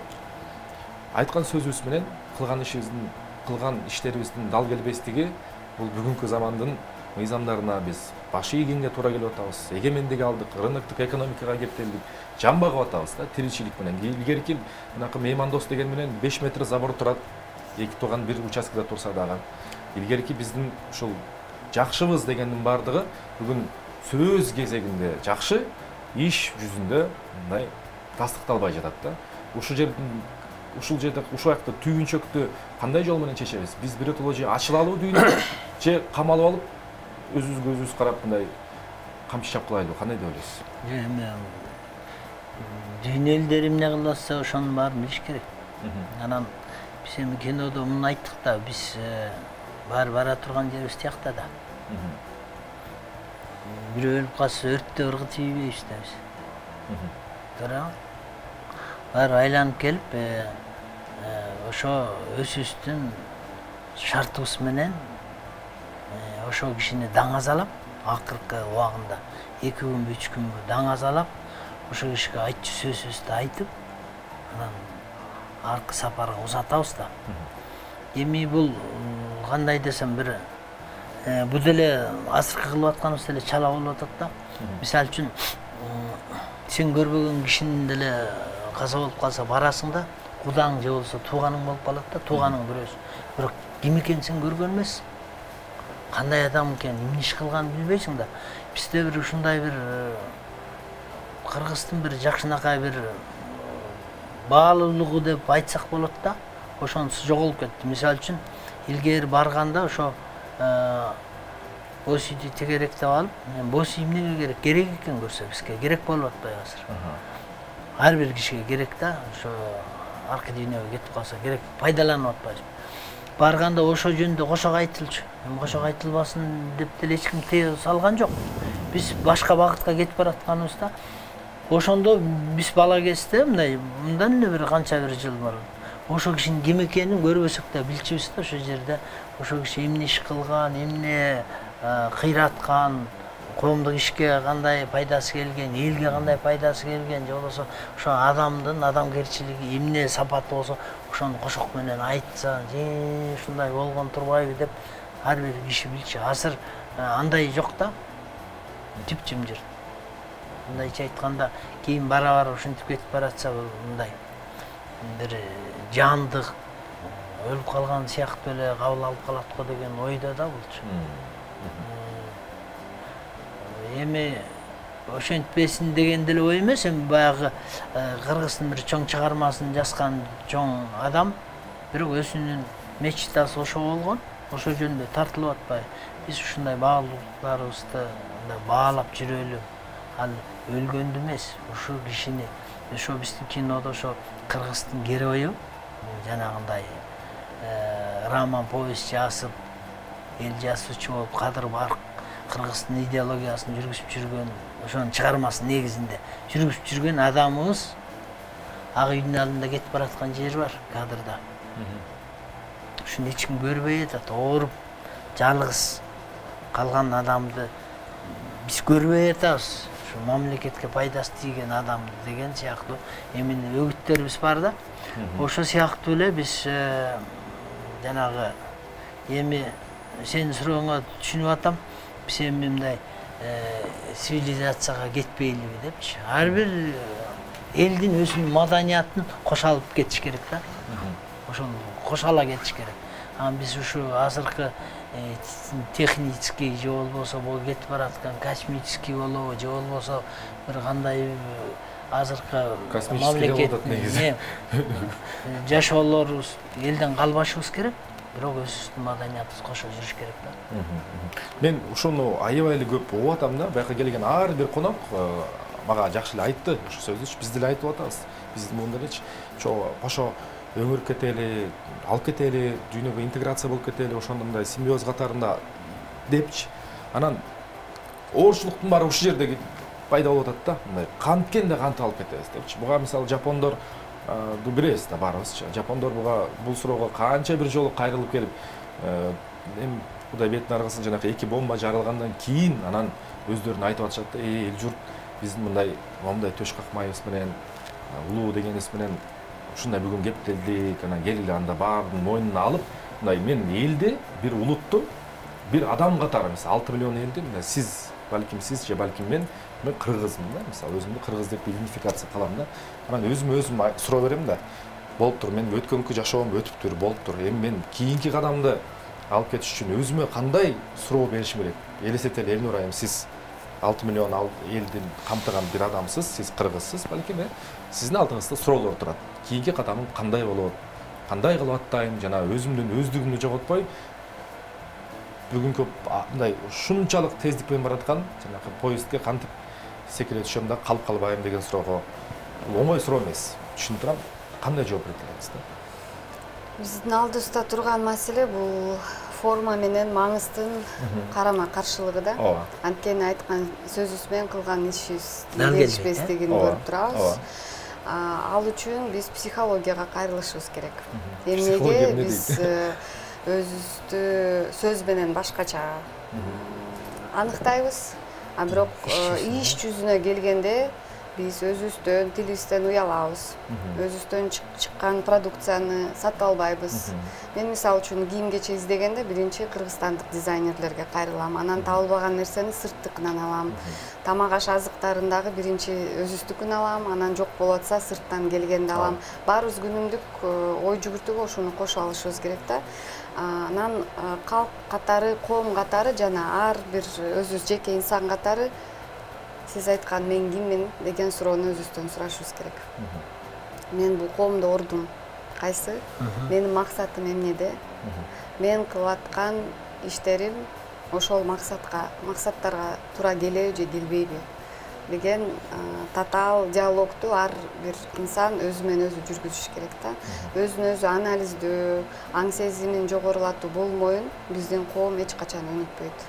Анан жоопкерчиликти ар бирибиз өзүбүзгө алышыбыз керек. Ошо күндө кылып жаткан иштерибиз үчүн кечке бирөөдөн күтөрбөй же мына өкмөттү шылтоо кыла албай, ар бир инсан өзүнүн ишине өзү жооп бергенде, өзүнүн сапатына, жашоо сапатына, кылган ишинин сапатына жооп бергенде гана бир коомдук деңгээлде сапатка карай жылыш болушу мүмкүн да.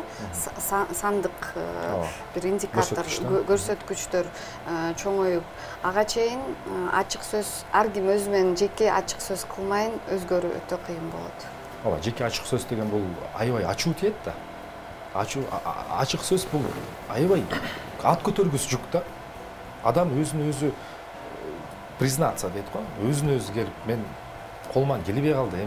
Мындай ошол инициализациядан өтүш оор да. Бир адамдын ичинде анан 6 миллион адам ошол суроону өзүнө берсин деп атабыз.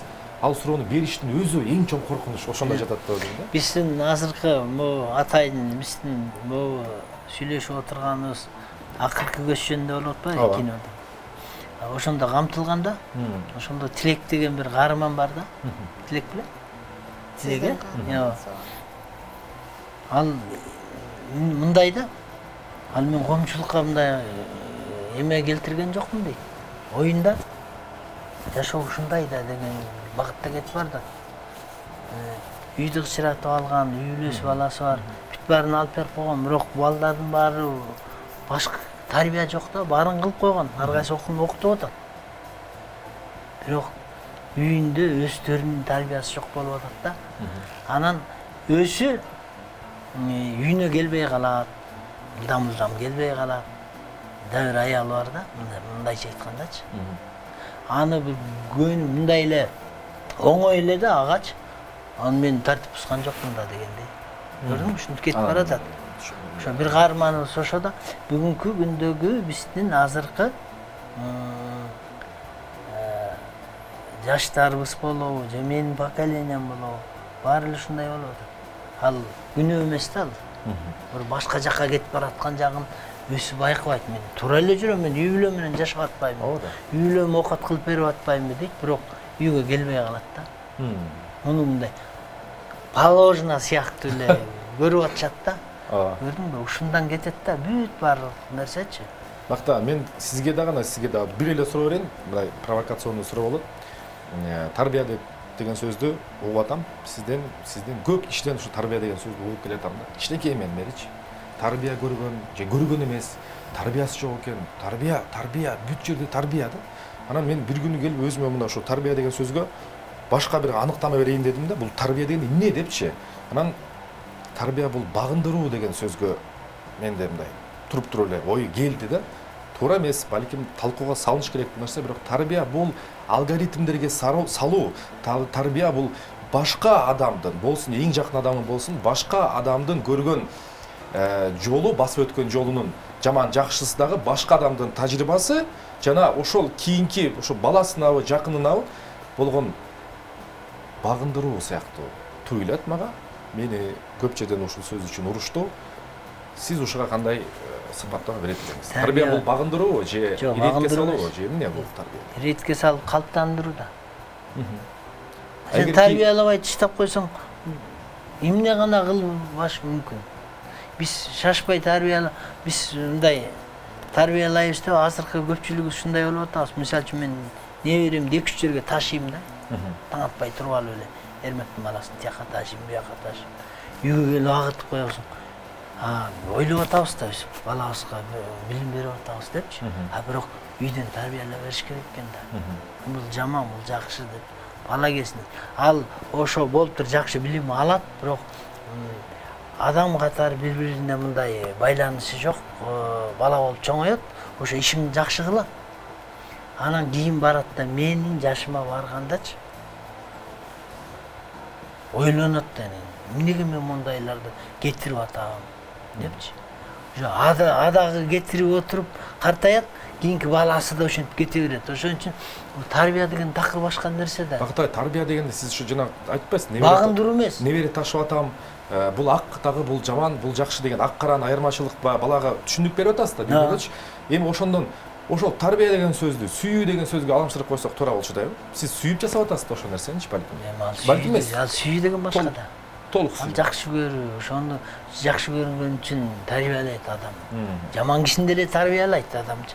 Эми тарбия деген сөздү жокко чыгарып ийбеш керек. Бул жис эмес, адам баласы сүйлөгөндөн баштагандагы сөз тарбия деген. Тарбияны жоготуп ийүүгө болбойт. Ошон үчүн сизди провокационный суроо деп атпайм сизге. Эльмира айым, сиздин оюңузду угуп көрөлүчү. Тарбия 3 нерсени камтыйт. Бул адам өзүн өзү тануу. Экинчи, чөйрө менен карым катнаш түзүү жана куруу жана аны алып кетүү. Үчүнчүсү, жамандык менен жакшылыкты көтөрүү. Ошол 3 нерседен турат да. Биз балдарга ошону беришибиз керек. Ата-эне катары жана чөйрө катары. Айтылган сөзүбүздүн жүрүм турумубуз менен да көрсөтөбүз да. Ошол эки нерсе биз айткан сөзүбүз менен өзүбүздү алып жүргөнүбүз ошол 3 нерсеге таяныш керек. 3 компоненттен турганда гана бул туура кабыл алынат да. Бирок ошол компоненттер ортосунан түшүп калгандай да, э? Билбейм, эми ар ким өзүнүн түшүнүгүнө жараша, менин түшүнүгүм ошондой да. Мен балдарыма эмнени берип кетишим керек эне катары. Ошо балдарым өзүн тааныш керек. Бул коомдо, бул дүйнөдө өзү ким экен жана бул чөйрө эмне экенин түшүндүрүшүм керек. Жана жакшылык күндө бул балдар кантип көтөрүш керек, жамандык күндө аны кантип көтөрүш керек, жана жашоосун улап кетиш керек. Туура айтасыз. Туура сөз болду деп мен дагы кошулат элем. 3 компоненттен туруп атат да. Анан кээде эле ошол туруп ушул үчөөнүн бирөөсү түшүп калганда ошон үчүн менин ичимде диссонанстар пайда болуп аткан ошондон да. Мисалы ким экенин, өзүнүн өздүгүн таануу, ак караны айырмалай билүү жана ошого болгон жашоодогу ракурска пайда болууну жардам берүү да.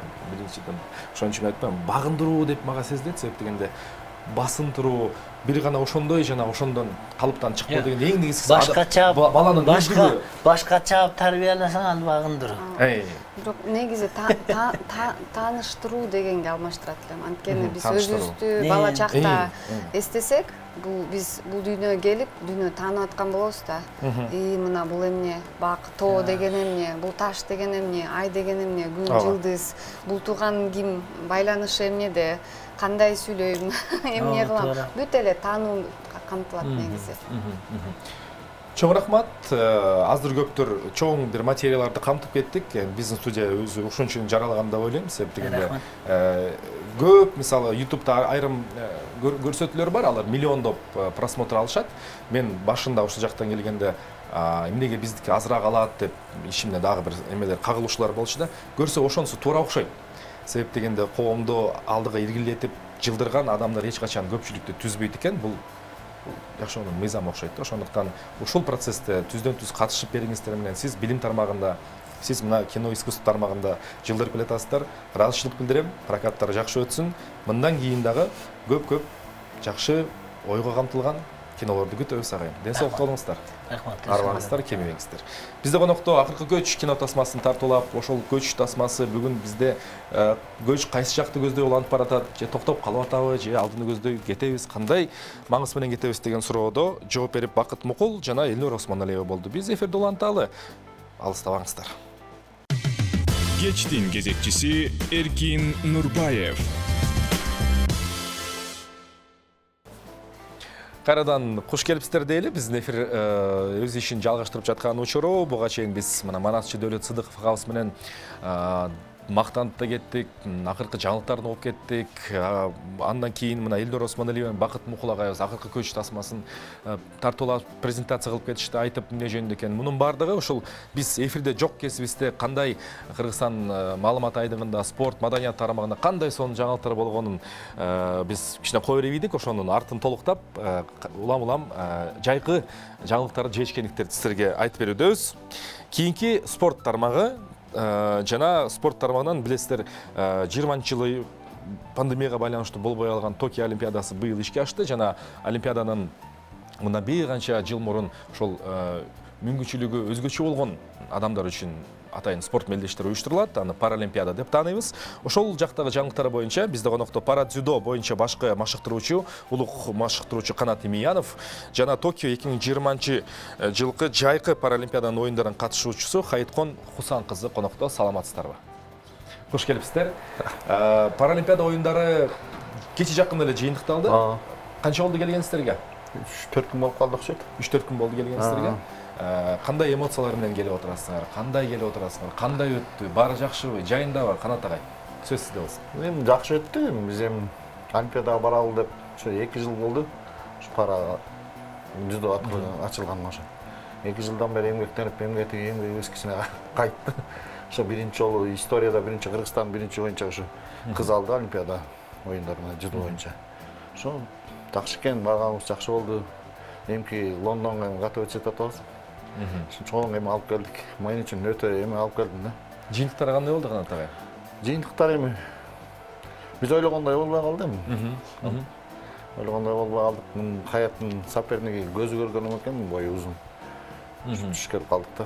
Кудайга бизге. Эми бул башталышы эле болду да. Башталышы Кудай берсе.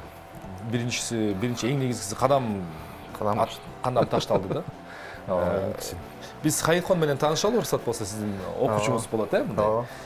Хайыткон кандайсыз? Видеону көрсөтсөк, жүрөгүңүз түрсүл болуп соктулап, биринчилик кыжалатсыз. Эмне кандай маанай менен келдиңиз? Жапан эли кандай тосуп алды? Чоң мелдеште, олимпиадалык деңгээлдеги мелдеште чыккандагы жүрөктүн согушу ылдамдайт бекен? Кандай экен негизи? Негизи мен дзюдо менен машыкканыма 2 жыл болду да. 2 жылдын ичинде биз 2 эле жерге бардык. Ошо Олимпиадага барганда жакшы эле болду. Эми кылган эмгектерибиз жакшы эле болду. Просто бизде көп жылдан бери машыкпаганыбыз үчүн результаты ушундай болуп калды. Жок, эми биз толук менен кубаттайбыз. Айтайын дегеним биринчи кадамда. Лондон деп атабыз. Мына азыр биз бир жакшы мүмкүнчүлүк бар окшойт. 3 жыл калды да. Кудай буйрса. 3 жыл бар. Кыска аралык, бирок ошондон даярдык көрсө болот. Канат агай, бизге пара дзюдо боюнча маалымат берип кетпейсизби? Бул спорт түрү кандай адамдар катыша алат, кандай шарттар менен ошо боюнча айтып кетсеңиз? Бул пара дзюдо бул мүмкүнчүлүгү чектелген көздөрү көрбөгөндөрдүкү да. Бул 3 категория бөлүнөт да. В1 вообще көрбөйт. В2 болсо бир 3 метр көрөт да. 3 метрден бери көрөт, нары көрбөй калат да. Ал В3 болсо 6 метрден бери көрөт, нары көрбөй калат да. Ушу 3 категория бөлүнөт. Ошо боюнча анан булар бул В1 бир эле жолу өтөт да, медика эмеде, комиссияда. А В2, В3 каждый соревнование чейин өтүп турушат да. Көздөрүн текшерип турат. Жакшы болуп кетти, жаман болуп кетти депчи. Ошо ушундай да, булардыкы деле как беркиндей Олимпиадада, берки дзюдодой эле күрөшөт. Ана салмак категориялар бар. Салмак категория беркиндей дзюдодой эле, кадимки эле. Кадимки соо адамдай эле булар деле күрөшөт ушундай эле. Ошондой эле очко берилет, ошондой эле мойер эле. Ошондой минут 4 минут күрөшөт буларда. 2 период 4 минуттан. Жок, 4 минут 1. Бир период. Берки дзюдодо ушундай эле 4 минут. Классикалык дзюдонун эрежеси. Как положено, булардын бир айырмасы жок, кечтиги мүмкүнчүлүк чектелген менен тигилер менен бир ай. Только буларда захват эле берет, болду. Кармат берет. Карматат да, болду. Андан башка эчтеке айырмачылык жок. Ошо пара дзюдо бул биз эми жаңы эле ачылдык да, эми Кудай буйрса В2, В3лерге эфирге айла байланыштуу. Если болсо биздин аягыбызда телефон уштайбыз. В2, В3 категорияда кимде көзү начар болсо бизге кайрылса болот. Биз баарыбыз эшигибизди ачып барлык балдар келип тренировка, кыздар келип тренировка кылса болот. Эмки Лондонго Кудай буйрса Парижге Жолдом алып қалса Жолдом алып қалуға болады. Бардың мүмкіншілігі бар. Біз ешқашан шектемейміз да. Барын біз ешігіміз ашық. Парадзидоны. Шекте жайғашқансыздар бар. Біздің бұл эме біздің парадзидоны біздің президентіміз бар да. Президентіміз уже Маткараев Райымбек. Ошол байкебиз бизди состав этип берген, ошо дзюдону. Ошо каржылап турат, ошо эметип турат. Ошонун эмеси менен азыр уже баштадык да, Кудай буйрса. Канат агай, биз экранга азыр бир канча сүрөттөрдү чыгаралык, ошого бир жорум берип койсоңуз, комментарий берип койсоңуз, кандай шартта, кандай тартылды эле? Азыр биз ушу парад дзюдо боюнча Жапондагы сүрөтүңөр окшойт, э? Бул биз парадка кирип бараткан кезде эмесиде символ менен бир сүрөткө чыкканбыз да. Парадтын жаңы башталышы. Жапондун кайсы шаарында өттү бул? Токиодо өзүндө. Кийинки сүрөт көрсөтүп берсеңиздер. Бул эми ушу казак менен чыгып аткан да. Казак менен чыгып аткандын күрөшкө.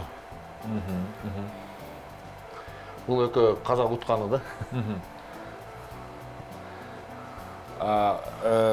Хайыткон канча жолу, канча рет эмеге чыгуу, Памоска чыгуу мүмкүнчүлүгүн алды? Биздики Олимпиададанбы? Олимпиададан только, к сожалению, бир эле болуп калды. Өтө сильный көзү көргөн кишиге чыгып алып турубуз. Болгондо да кайыр жүрүп болуп. Биздин эмебиз ушундай экен. Ошондой болуп калды. Бул эми кызга болгонуна 2 жыл болду да. 2 жыл болгондо дагы бизге билесиздер эми бизде азыр спорт зал жок, эчтеке жок. Шефибиз бир жерден арендага алып, эме кылып турабыз акчабызды. Күнүнө бир жолу эле тренировка кылышчу буларчы. Булар күнүнө 2 жолдан кылып жүрүшкөн да. 5 жыл, 6 жыл 2 олимпиада может. Бизде болсо 2 жыл. Но олимпиада жакын калганда эле иштей баштадык 2 жолу. Ошо если мүмкүнчүлүгү жакшы биз эми ошолордо болду 2 жыл ушундай тренировка кылганда может алып калмакпыз медаль. Эми бар алды да. Эң негизгиси Хайыткон, сиз кыз экенсиз. Биздин коом өзү мындай патриархалдуу коом да. Жөн кыздарды мисалы спортко жөнөтүш, сахнага жөнөтүш ата-эне үчүн чоң бир маселе да.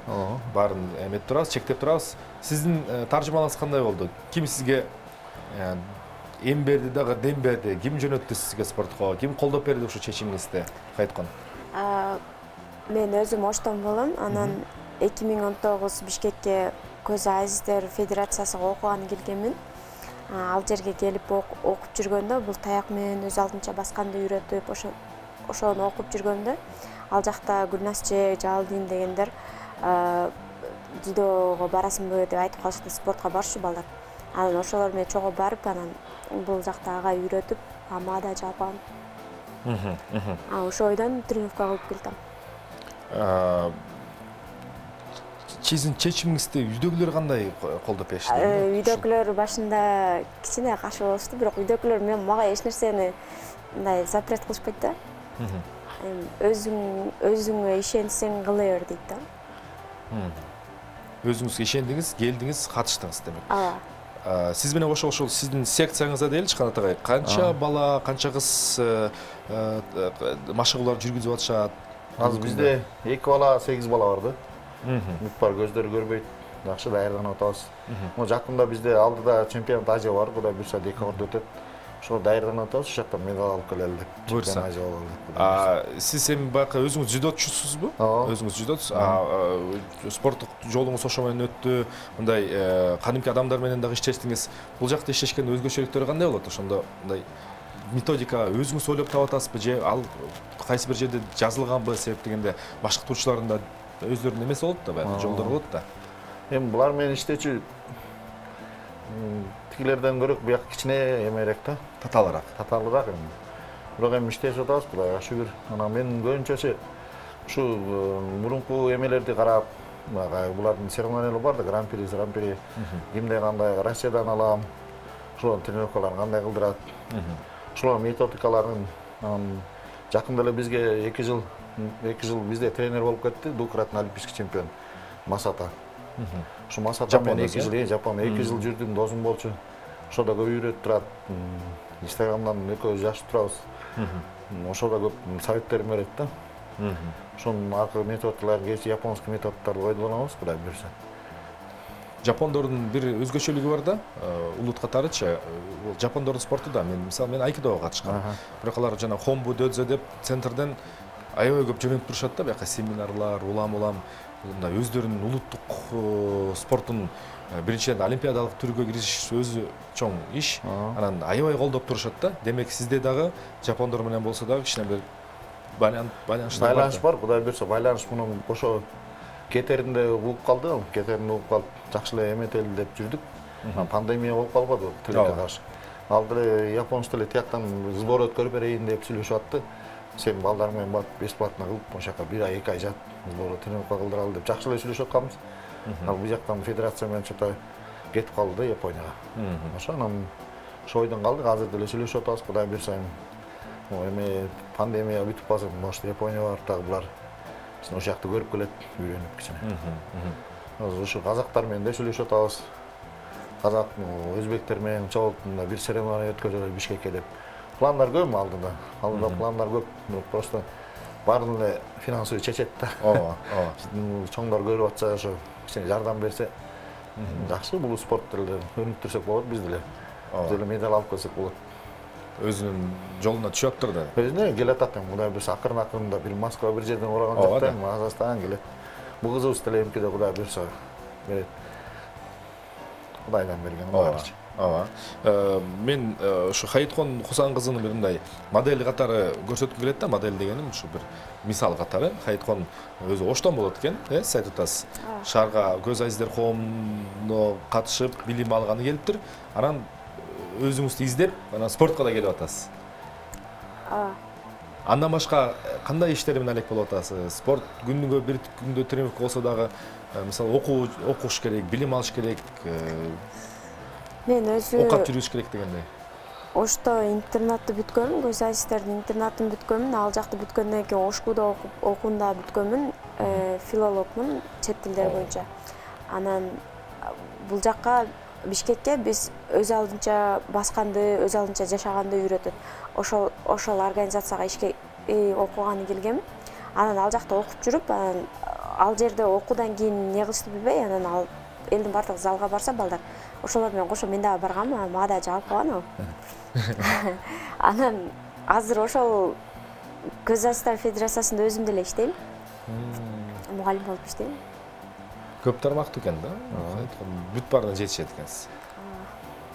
Ушул сизди жолдо алып бараткан, ушундай жолго түшүштүн эң негизги ичиңизде кандай сезимдер кармап турат дейм да. Себеп дегенде биз чын айтканда моюнга алабыз. Кээде соо адамдар деле жатып алабыз.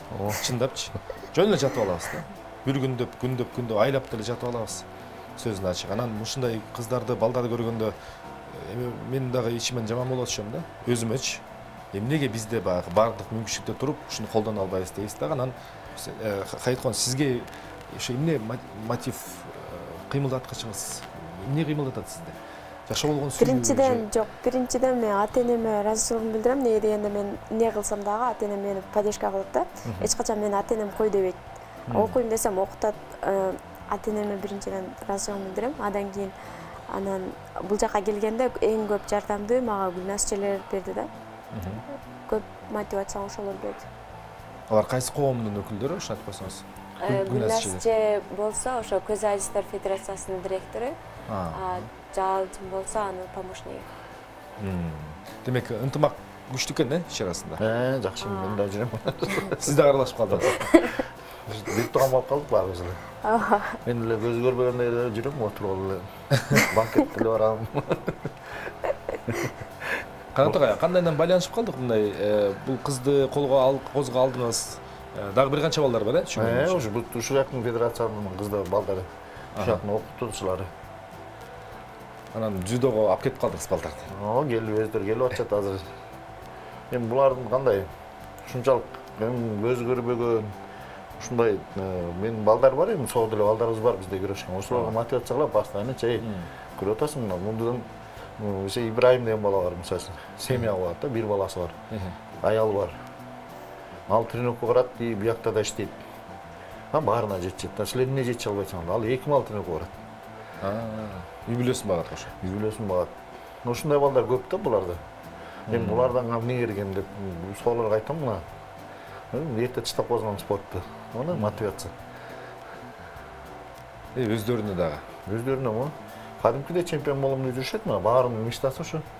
Мына биз доказать этели, мына көзү көрбөгөндөр мындай деп постоянно өздөрү мына көзү көрбөгөндөргө мына деп көрсөтөт да өздөрүн мындай адам экенинчи. Булар да эмеде коомдон калып калган эмес да, булар да эмеден калып калган, бизди кемситпесин, бизди көз сокурдон эметпесин деп. Булар деле ошо алардай эле көзү бар. Как көзү бар деле басат кыз деле. Буну өзү эле келди. Студияга өзү эле таап келди муну. Мен көзү көрбөгөн араң таап келдим, бул жөн эле таап келди. Бизден жакшы булар. Жараткан дейли, жараткан бир жагынан берсе, экинчи жагынан күчөтүп берет турбайбы? Бир сезимдер, мисалы көз көрбөгөндөрдүн кулак тыңшоосу, айланы тегеректи көрө билүүсү такыр башкача деңгээлде болот. Ушундай эволюционный да. Анан күрөш ошо маттын жана татаминин үстүндө болгон кыймыл аракеттери кандай? Координациясы, колдун күчтүүлүгү, өзүнүн алып жүрүүчүсү, ошондой приемдор жасоодогу өзгөчөлүктөр байкайсызбы?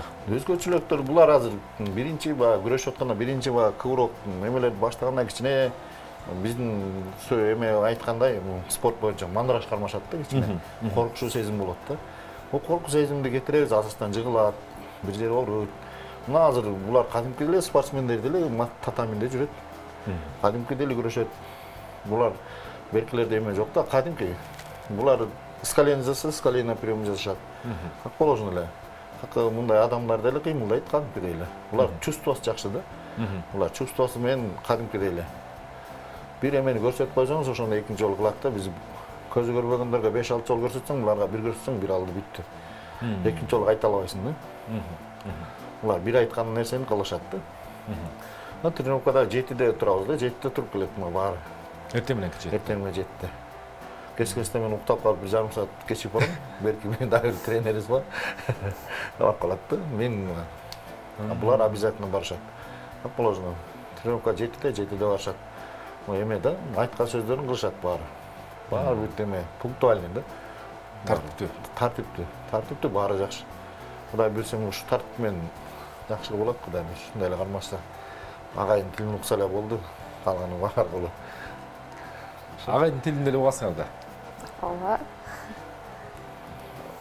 Кулак туюму катуу болот да, ар бир сөзгө маани берип иштешет да. Булар жыттан да билет да. Сиз басып келаткан бир жол көрсөңүз, бир жер көрүп атсыз. Болду. Сиз келаткан билип коет, сиз келип аттап коет, атыңызды айтып. Сиз отуруп дем алып атсаңыз, дем алгандан атыңыздан билип коет. Сиздин атыңызды даже бүт эмкиде келсеңиз, тияктан баксаңыз, сразу айтып берет. Эң сонун. Хайыткон, биздин эфирге куш келипсиз. Мен сизден суранып келем, азыр камераны сизге өзүнчө коюп беребиз. Анан өзүңүздүн мындай жалпы ошо экрандар аркылуу кайрылсаңыз, бир кайрылуу жасап койсоңуз дейм да. Жашоо боюнча, спорт боюнча, максаттар боюнча, жетишкендиктер боюнча. Сизден бир дем күч алалычы. Өрнөк алалычы сизден. Келиңиз кайткан. Мен вообще-то өзү Олимпиадага кетип атканда утуп келейин деп кеткенмин да. Ошондой ниет кылып кеткем. Неге дегенде, мына Азияда көзү көрбөгөндөргө анча деле элдер внимание обращать этпейт да. Булар нени кыла алат деген ой бар да. Элдин бардыгында ошондой ой бар. Ошону доказать этебиз деп кеткенбиз. Иншалла, эми 3 жылдан кийин доказать этебиз. Буйрса. Анан мага окшогон көрбөгөндөр болсо, алар деле ошо биздин федерацияга келип окуса болот. Окуп, спорт болсо спорт, башка болсо башка тармак менен алектенсе болот.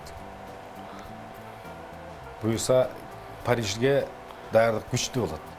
Ооба. Анда сизге ийгилик каалайлы, Хайыткон. Андан күчтүү кыз экенсиз, мен сиз менен сыймыктанам. Анан Канат агай, сиз дагы ошо ата-энелерге, жалпы көрөрмандарыбызга бир кайрылуу жасап кетсеңиз, ушул спорт тармагын өзгөчөлүктөр болсо дагы көп киши айтат, мүмкүнчүлүгү чектелген адамдар депчи. Мен айтат элем, мүмкүнчүлүктөрү чексиз адамдар да. Ушундай адамдарга ата-энесине колдоо иретинде, багыт иретинде кайрылып кетсеңиз болот да. Мен урматтуу ушу ата-энелер, сиздерге кайрылат элем, ушу көздөр көрбөгөндөр болсо, начар көрсө, биздин федерацияга алып келиңиздер. Биз болгон жардамыбызды беребиз. Эч качан балдарыңыздарды инвалидтеп үйгө отургузуп койбоңуздар. Келсин бизге келсе, биз кучагыбыз ачык. Келсин, биз баарын үйрөтөбүз, Кудай буйрса. каяктан деле келгенде эчтеке билбей эле келген. Кадимки берки балдардын баары келгизип уруп баары келип ынтымак ташып баары келсе жакшы болот да. Балдарды отургузбай, үйдө отургузбай, эмеге отургузуп койбой. Бизге келсе биздин ишибиз ачык да. Просто телефон штаб болобуз, телефон кайрылса болот. Пара жүдо деген эмебиз бар. Сайтыбыз бар. Ошол жактан кайрылса болот жазып. Ошо анан бизде чоңдорубузга эмелерибизге айтат элек, бизди да кичине колдоп койсо, ошо зал кылып, мындай угуп атсабыз биздин урматтуу президентибиз деле угуп атса, ошо бизге кичине кайрылып койсо жакшы болот эле да. Кайрылып койсо, мындай ушу көз азистерди, инвалидтерди ушу эметип бизге жардам берсе, бизде деле Россиядан эмнебиз кем да. Россияда канча деген көптөгөн спортсмендер бар да, чемпион болуп келишти. Алар да көп карайт экен, жакшы карайт экен. Казакстандан эмнебиз кем. Ошо бизге деле ушундай эле эмесе, бизде деле ошондой инвалидтер көп. Келишет, иштешет. Ушуну телевиденияга берип, телевизор көп чыгарып эме кылсак, баарыбыз эметсек, ошо Кудай буюрса жакшы ийгиликтерден алып келебиз, Кудай буюрса. Бул эми биздики биринчи жолу. Ошо. Кечирип коңуздар. Канат агай, иштериңизге ийгилик болсун. Хайыткон чоң спорттук жетишкендиктерди каалайбыз сизге. Буюрса керектүү жерлерге жеткиребиз, бөлүшөбүз, маалымат менен кайда болбосоңуздар дагы ошол күч кубатта болуңуздар. Койгон максатыңыздар албан экен, ошого жеткендей болуңуздар. Чоң рахмат сизге. Чоң рахмат. Конокто пара дзюдо боюнча Кыргызстандын башкы машыктыруучусу Канат Имиянов жана Токио 2020 жайкы паралимпиада оюндарынын катышуучусу Хайыткон Хусан кызы болду. Биз эфирде ушу менен жыйынтыктабайбыз. Мен өзүм чыгып, сиздер менен коштошом адаттагыдай. Кечтин кезекчиси Эркин Нурбаев. Мына ушинтип адаттагыдай бүгүнкү эфирдеги 2 саатыбыз дагы мелтетилип өтүп кетти. Конокто Манас айтты, Манасты даңазалады, Дөөлөт Сыдыков болуп кетти. Акыркы көч кино тасмасы дүйнөлүк кинофестивалдар аренасында ийгиликтер көрсөтүп жатат. Андан соң Кыргызстандын паралимпиада командасы дагы пара дзюдо боюнча биринчи катышуусу болуптур. Мунун бардыгы биздин коомдо жүрүп жаткан процесстер, мунун бардыгы биздин өлкөдөгү болгон эң негизги байлыгы, азыркы сюжетте көрсөтүлгөндөй, бул адамдар, ошо адамдардын аракети менен, кылган иш менен, айтып аткан сөздөр менен жана ойлоп аткан ойлордун бардыгы биргелешип бизди алдыга алып кетет. Биз ошол болуп аткан окуяларга мындай бир көз кылчайып карап, суроолорду узатып, бүгүнкү замандашыбыздын кыялы жөнүндө, пикири жөнүндө жана иш аракеттерин сиздерге тартуулаганга аракет кылабыз. Иш күнүн кечи менен биргеликте болуңуздар. Сезон ачык деп жарыяланды. Ал эми ушул күндөрү тилекке каршы суук кабар дагы бизден алыс кеткен жок. Кыргыз телевидениясында бир өзгөчө шоу бизнес тармагында, көңүл ачуу тармагында зор эмгеги менен биздин элестерибизде калган мына Алексей Филатов замандашыбыз кечегиде кайтыш болуп кетти. Биз ушул эфирдин урматы менен эфирди жыйынтыктап, сиздердин көңүлүңөрдү ошол Алексей Филатовго арналган чакан сюжет менен жыйынтыктайбыз. Кеш кезегинде мен Эркин Нурбаев болдум. Кийинки эфирде көрүшкөнчө сак саламатта туруңуздар. Өзүңөр жакшы карагыла, оробагыла.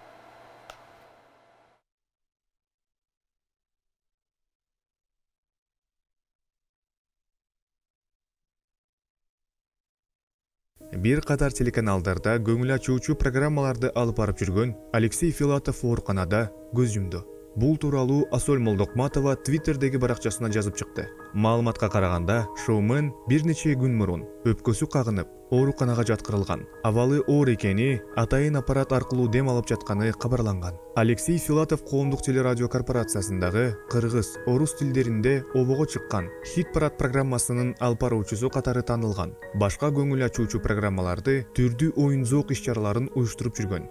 Маркум быйыл декабрда 33 жашка толмок.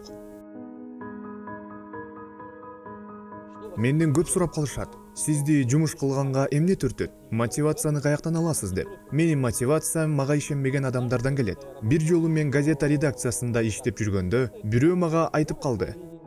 сен телевидение жаатында иштей албайсың деп. Ошол боюнча көп аргумент дагы келтирип берди. Мен таарынган жокмун, бирок ошол убакта мен анын сөздөрүнө өчүшүп, ТВда иштегим келди. Менде баары жакшы болот экенин жана ийгиликке жетишеримди тастыктагым келди. 2 жылдан кийин мен ойлогондой болду. ТВда иштей баштадым. Ошондуктан мага ушундай сөздөр аябай чоң мотивация берет. Баардык адамдар ушундай болсу дейм. Жаман сөздөргө сынбай, тескерисинче ийгилик менен тастыктагыла демекчимин.